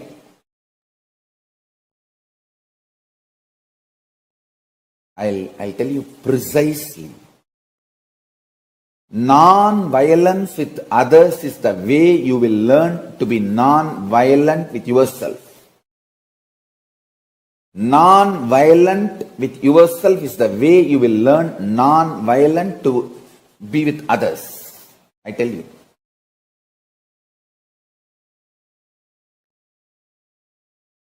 Once my Guru Raghupati Yogi, he told somebody to do fasting.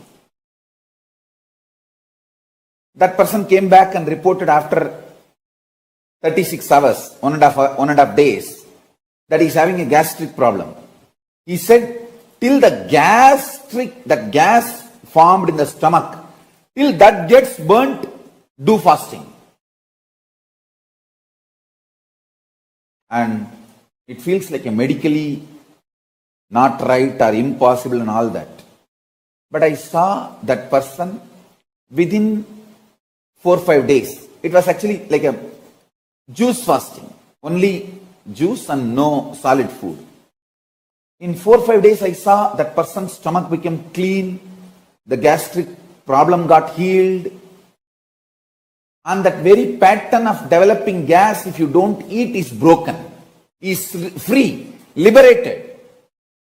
I tell you, digest when the violence erupts out inside you, about you or others, by tyaga, renouncing it. In few days you will see that violence towards you and others, that very core source pattern will be broken. You will break it. That power of tyaga, will make you experience non-violence. Power of Tyaga will make you experience non-violence. Understand? I do not cherish powerlessness, anger, violence within me or towards them. I neither cherish anger, violence towards me, nor cherish towards them. I only decide one thing clearly. I will continue to do Tyaga, and I will go on, be honest and integrated and contribute whatever I can to the world. And I tell you, because of that, continuously I am having breakthroughs. Next. Paramashiva is manifesting. I tell you, first time when I was attacked and that small ashram given to me by my gurus, when that was snatched away from me, if I got agitated, angry, violent, reacted, my whole life would have gone just in that rut. You would not have even heard my name. Either I would have been successful in that war and got that ashram back, or I would have lost it. In both the ways, I would not have crossed beyond that ashram. It's a small half an acre property in Thiruvannamalai, but a lot of sacred sentiment because my gurus gave me. Anyhow, whatever it is, if I got into the violent fight which they expected I will get in, see, they really expected I will get into the fight with them, then either they will push me to do legal fight. If I have entered a legal fight, it will take 50 years in India to get any civil case solved. So 50 years it will be in the hang, and 50 years I have to be sitting there, possession. Only then the 50th year end, I will get legally ordered that property belongs to me. Or if I enter into some agitated reactionary assumptions based action, illegal fight, then either they will be in jail or I will be in jail but the whole thing would have been a mess. So understand, if I got into the rut, the trap they laid, either way, I would have been the loser. Even if I win the property after 50 years, what is the use? My whole life would have gone stuck with them and doing that whole legal rut and holding the possession. Instead, I decided, what is intelligence here? Tyaga. I am neither going to have violence within me, nor going to cherish violence towards them. I am not going to decide anything with that feeling I am cheated, exploited. Let me contribute what I need to contribute to the world. Understand? If you understand this one truth, you can master all the life energies. Please understand. If you can master your life energies, you will master your destiny. Not just internally, even externally. You can play over everything around you. Mastering your life energy is the fundamental principle for any success. Without mastering the life energy, any success you taste or you think you taste is accidental, or unknowingly you have mastered one or two life energies. Because of that, that success has happened. Listen carefully. All success,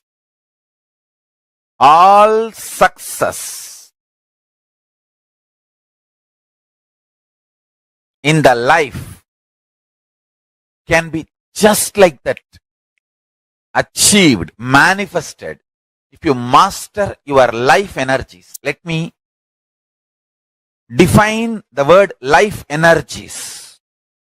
Physically, the energy to digest.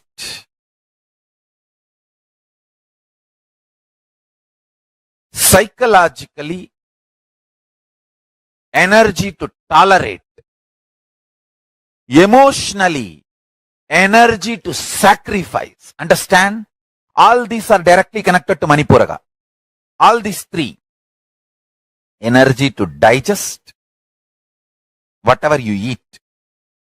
Energy to tolerate whatever you think as injustice to you. Please understand, in the whole life, there is nothing called right, wrong, good, bad. You can be the king of the world and continue to feel there is so much injustice done against you. You can be homeless street beggar and feel that world is revering you, honoring you, showering too much on you. The internal experience of the life energy has nothing to do with external happenings. But the internal life energy can manifest and change the external situations. Stand. A man who is homeless street beggar feels grateful to life, does not continue to remain as beggar. If he chooses to remain as a beggar, he is no more a beggar. He makes himself available for the people to do charity. He is no more a beggar. Understand?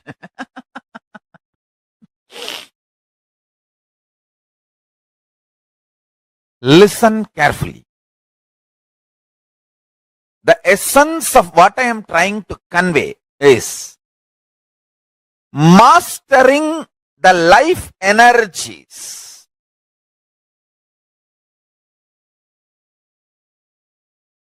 I am going to talk about the Sankhya, multi-dimensional logic of life energy. Ability to digest, ability to tolerate, ability to sacrifice,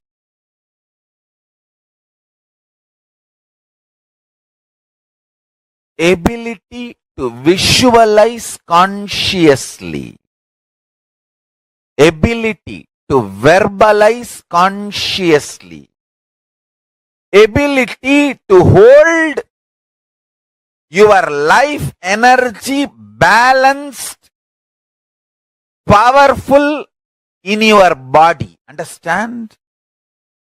We all hold ourselves powerfully, maybe for 3 minutes. 3 minutes is too much, too long maybe for some people. Ability to hold your life energy powerful for a long time. I tell you, there are different kriyas in Hinduism to make each power, each life energy to manifest completely. For example, if you sit and chant Bhagavad Gita, the life energy in your stomach, the ability to digest and ability to tolerate and ability to sacrifice will be kindled like anything. The same Bhagavad Gita chanting. If you sit with a group and chant, it will not only kindle the energies to digest and tolerate and sacrifice, it will also kindle the power of visualization. Understand?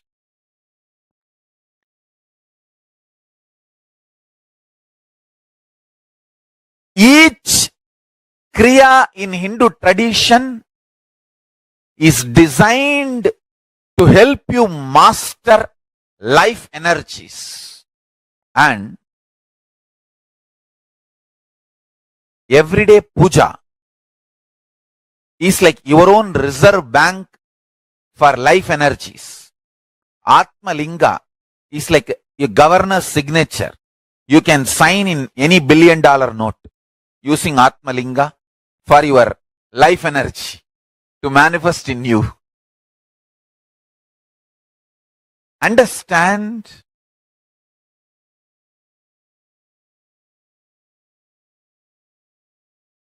Long rituals are not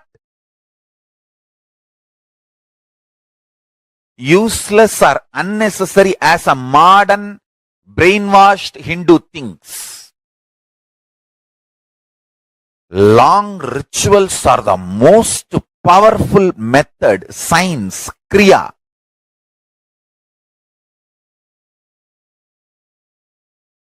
to awaken all the life energies. Understand? If you manifest one power of moving the matter through consciousness, that power comes along with you when you cross Swargaloka, Tapoloka, till you reach Kailasa. But the currency you make spending your whole life will not even come the moment you cross Bhuloka. What Bhuloka? Even if you cross from one country to another country, it becomes useless. You have to do all that conversion. What do you call that process?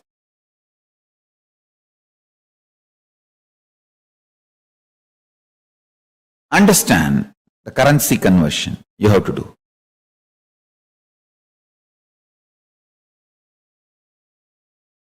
But conscious resources, I tell you,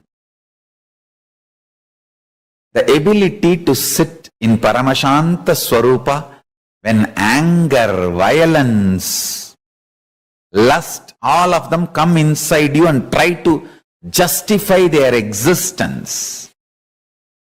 You just sit as Paramashiva without giving space for them, without empowering them, without allowing the reactionary assumptions to take over you. That is one of the conscious resource. Being in Paramashanta Swarupa, even when you feel literally with the facts that so much injustice is done to you, sit with Paramashanta Swarupa. I tell you, it's one of the conscious power, conscious resource. You will see properly all the negativity, injustice melting down. Now I will explain the space in which Paramashiva is sitting. Meditate on this definition. You will experience Paramashiva in your inner space. The space where matter becomes energy, energy becomes matter without any effort, just by will. Sankalpa matrena, just by will, the matter becoming energy, energy becoming matter, matter and antimatter getting created or getting nullified or cancelling each other and dissolving into energy again, where all this happens just by Sankalpa. Listen carefully. I'll describe that space. That is exactly called Nityatva. Means the space of eternity, where Paramashiva is seated That is the space, one of the most important dimension of the universe. That space is Kailasa. It is intensely hot like billions of suns and intensely cold like billions of moons. Chandra is portrayed as embodiment of cool space in Hindu tradition. Surya is described as a symbolic representation of extreme hot, the heat phenomena. So listen.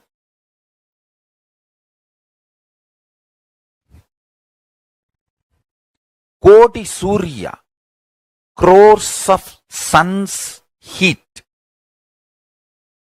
Koti Chandra, crores of moon's coolness.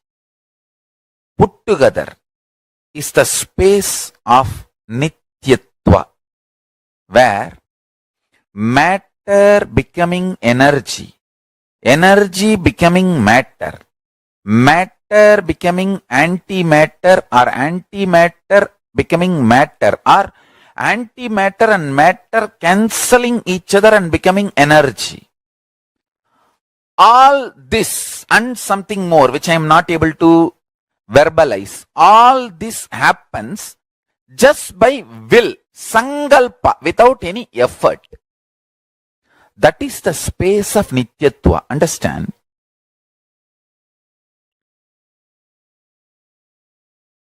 You may ask, what am I going to gain by knowing about this Nityatva? Please understand, what you believe as the foundation of life matters. If you believe currency is the only foundation of the life, that will only be the inspiration for you to run. If you understand even once this Nityatva space, actually, if you understand this Nityatva space even in your cognition, you will have such inspiration about life. You will get the real prasada of Kalabhairava. See, real prasada of Kalabhairava is not just he protecting you, Mahakali protecting you. That is one level. The real ultimate prasada of Mahakalabhairava and Mahakali is they make you realize there is no injustice, there is no wrong can be done to you. You are absolutely protected.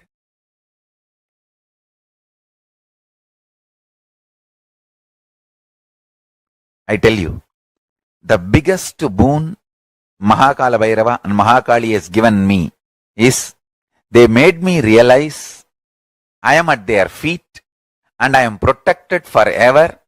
No injustice can be done, either in the past or present or future. There cannot be any injustice.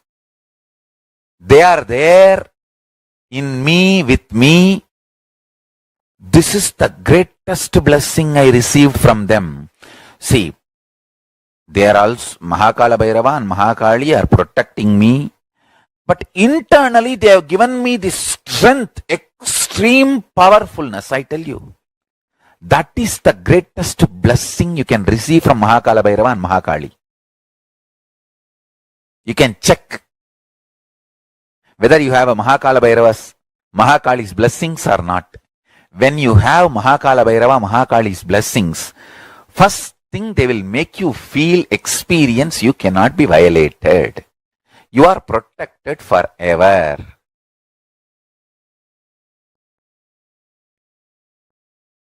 The scene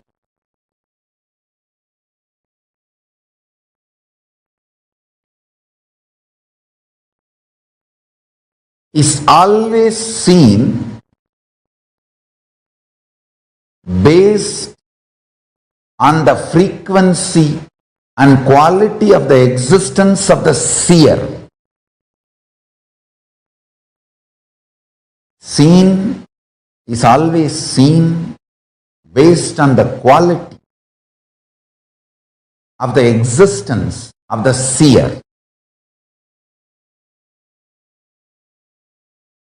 The core of the seer chooses the quantity, quality, impact of the seen on himself and on others, who sees as part of his seen.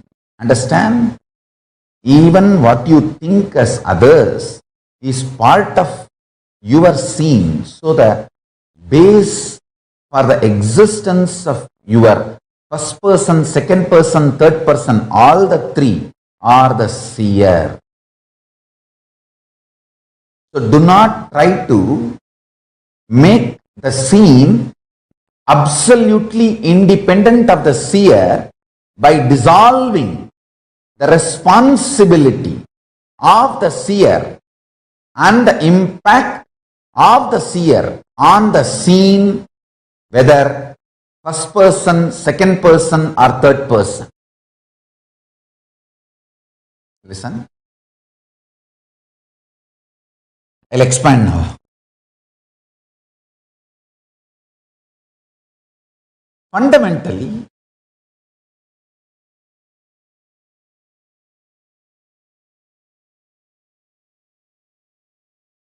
you try to establish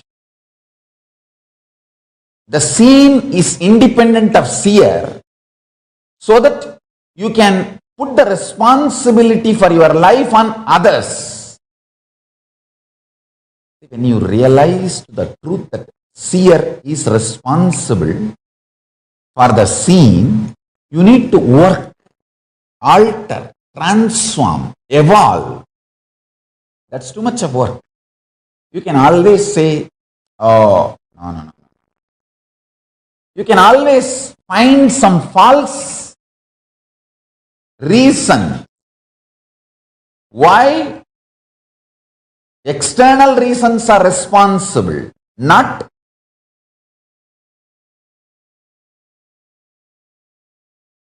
your internal existence. So fundamentally, you try to build a narrative, grand narrative of the existence is independent of seer. Once you believe this, once you are convincing, once you are able to convince this false delusory idea within you, then you start blaming, then I am not responsible for what is happening outside. Then he is responsible, she is responsible, everyone. So if your Guru is asking you to look in and find you are responsible, abuse him also. I will explain this in a very detailed way now. Listen carefully.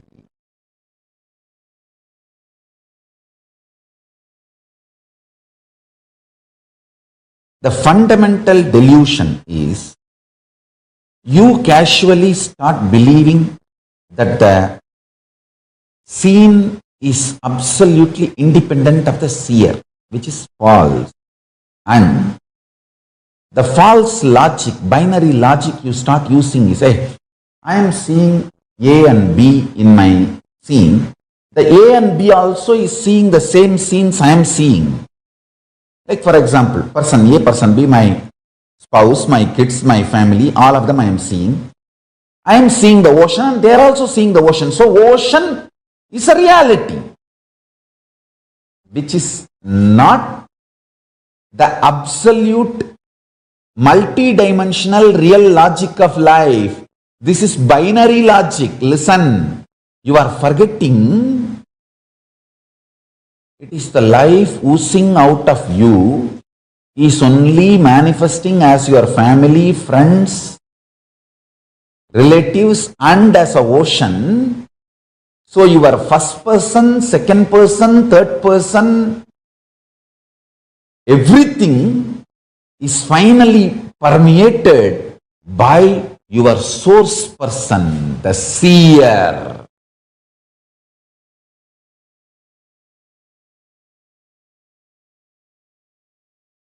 First person, second person, third person is a binary logic level understanding, perceptionary definitions developed as language for our day-to-day interaction is no way closer to the reality which exists. Remove the mathematics, remove the language to see the reality. Remove the mathematics, remove the language to see the reality. If you remove mathematics, one huge iron screen is removed. If you remove language, one huge iron shutter is removed. Then you will understand the source person permeates the first person, second person, third person, and the whole scene. Understand? Now, yastu sarvani bhutani atmanyeva anuvashyati sarva bhuteshu cha atmanam tatana vichukupsate. One who lives by seeing as it is the whole existence, vyakta avyakta, manifest, unmanifest, everything, existing in the seer, the source person, consciousness itself, and the consciousness existing in the whole existence, thus does not feel violated or hates anything existing by virtue of not seeing oneself as separate from the consciousness.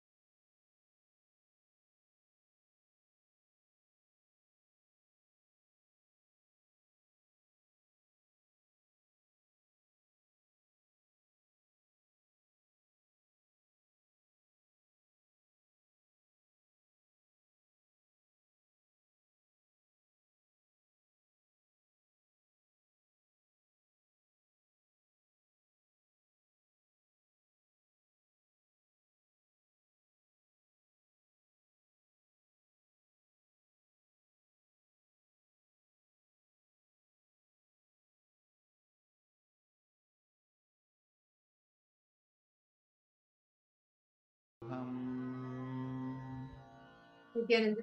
Om Nithyananda, to all the participants. Nityananda. That was very beautiful session. Swamiji spoke on you can never be violated.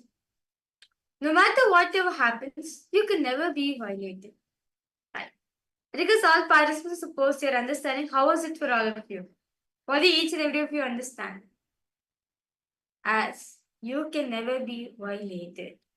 See, whether it is anything like your physical property, physical things, or even your consciousness, your inner being, you cannot be violated. And that is literally what even the first verse of Ishavasya Upanishad says. Ishavasya idagam sarvam yatkim chachagatyam jagat tena tyaktena bunjita makrita sudhanam. Clearly in this verse it says that you cannot be violated.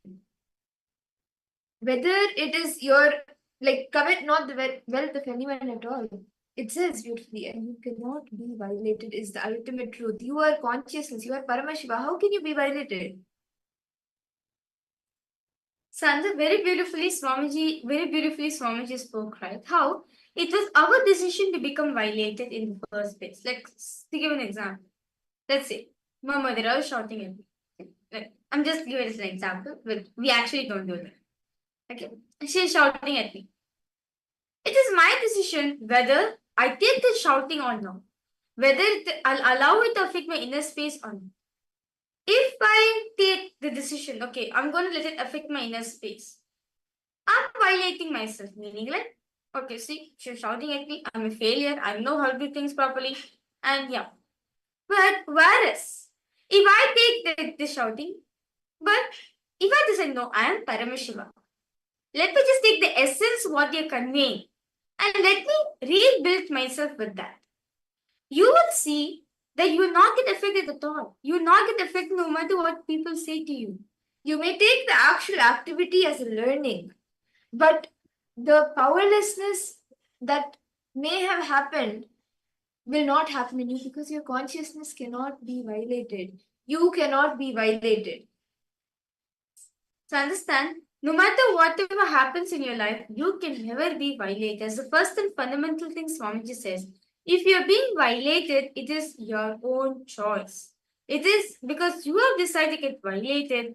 That is why you are allowing, that's why you are getting violated. Otherwise, you can't get violated.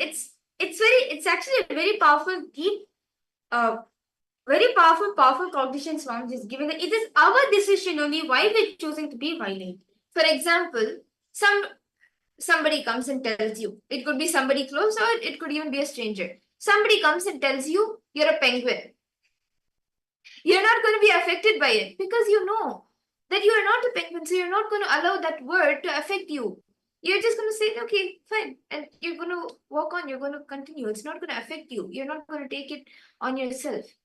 But if somebody comes and tells you you're a buffalo, sometimes you will feel offended because somewhere within you, you associate maybe the word buffalo with someone who's lazy or something that doesn't do any work at all. Or it could even be any other thing. It could be any word. I'm just giving this as an example. So where do you, or it could even be the word pig. Somebody comes and calls you a pig. You get affected so much because somewhere you may associate the word pig with something that eats so much or which is just in a really muddy area, a dirty place. And you let those words to affect you. You let it to violate you. And that is why it starts creating pain in you.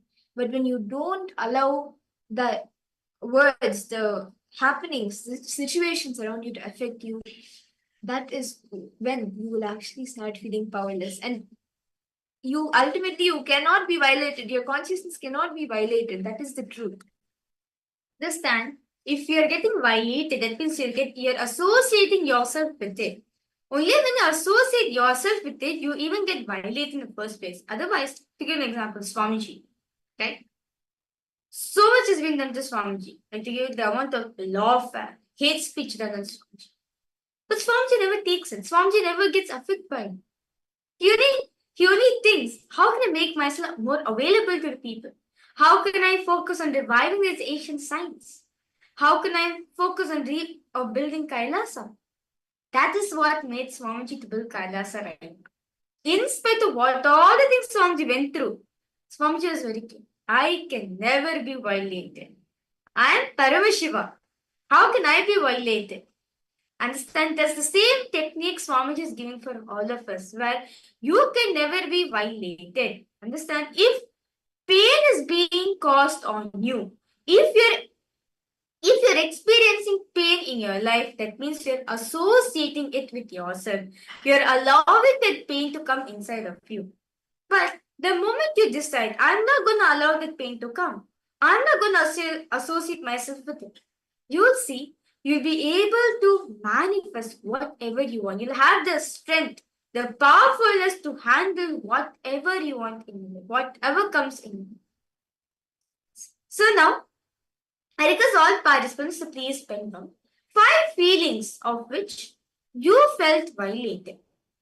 5 feelings of your life where you felt violated. For example, I feel my body is worn out because of continuous physical work. Or I feel I'm being exploited by my friends. Or I feel like I'm broke. I can't get enough money. I can't manifest my own wealth for myself. Whatever it is, whatever feeling you had, I request all participants to detail write it down. All the areas where you felt violated.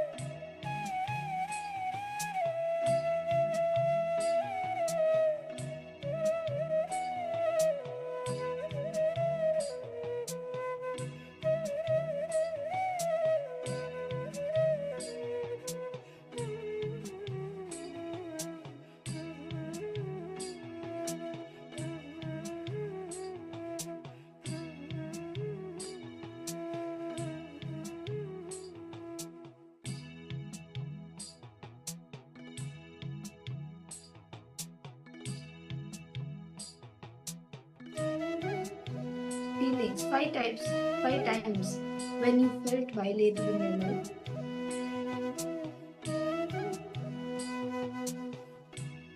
If any of you have any questions, please feel free to post. What were you able to see in this step of the exercise?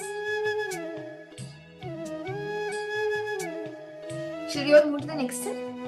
I request now, from the cognition of I am Paramashiva, from the cognition that I am Paramashiva, which is the ultimate truth, do the below exercise. The next, you can do this small internalization exercise. That if your body makes you believe you can be violated, just drop that idea. For example, tell your body now, get out of me. If you are going to tell me I can be violated, it is you. Who are you? Who are you to violate me? If your emotions are telling you that you can be violated, tell your emotions, get out of me. Or if you say I can be violated, you are only violating me. You see, when someone tells, or when you feel that you can be violated, it is you who is allowing that violation to happen. Whenever you feel like you are being violated, just tell yourself, get out of me. And that is one way you can, and if you do that, you will know that you can never be violated. So understand, as previously we have said to all participants that it is us who decide to be violated, not anyone else. It is because of me. Understand? We are the one who's taken the decision to be violated in the first place. Okay, posted. Even me feeling I'm insufficient in handling my routine effectively is also violation, right? Yes. It is violation. See, my Priyatmas wrote me, I want to ask, are you affected by it, ma? Are you getting affected by it? Do you feel that this is not what I want, this is like totally disturbing everything? If you're feeling like that, then yes, it is violating.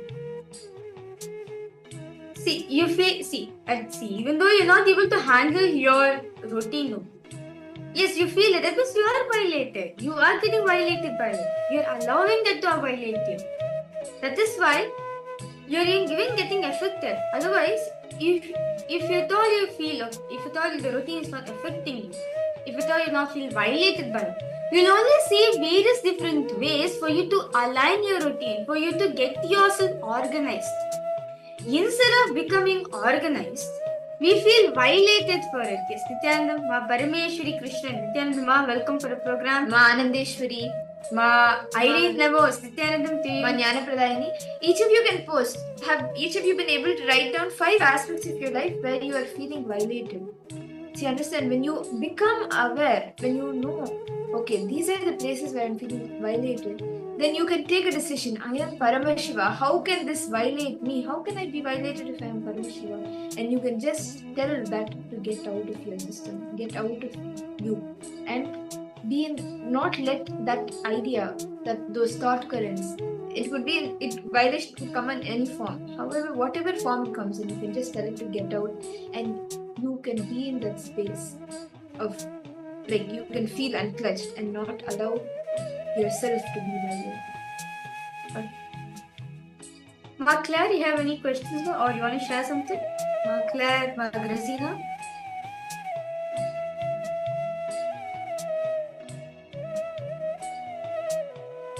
No. Okay, so far good. So I request all participants to post. If at all you have any questions, any doubts, do feel free to post in the chat section. As today, Swamiji is going to be infusing this as a reality for us, where we are not going to be violated. We can never be violated. Understand? It is only our decision. It is because of us we are feeling violated. Otherwise, we will never ever feel violated at all. So, let us now look at each of the problems where you feel violated. Each of the patterns where you feel violated, right? Now, from the angle, now deal with it. Let us all deal with it together. See, if you don't deal with it now, later on it will be too late for you. You'll be suffering with it. But you already suffered enough. So it is time to deal with it now. Very beautifully Swamiji said. It's either now or never. It's either now or never. If you choose now to complete, let's complete now. Others never will be able to complete with it. So all the places which you have written down that you are feeling violated, just now sit from the cognition. I am Paramashiva, and just tell I cannot be violated because I am Paramashiva, and just tell that thought current that is you feel you are being violated with to get out of your system. Just tell it to leave you. Can I request each of you to do?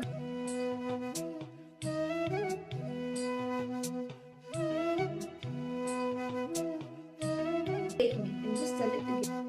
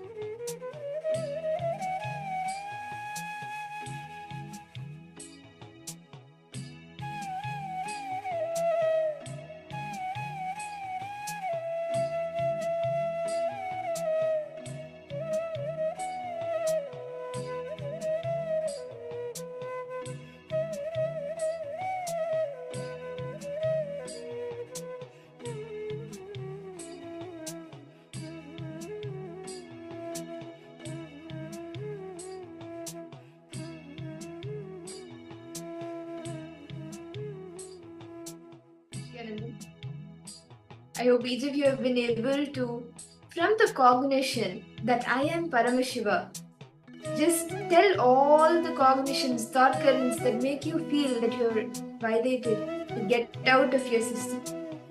Now, can I request each of you that from the cognition that everything is my mirror, everything is a reflection of me, I mirror everything that is mirrored by me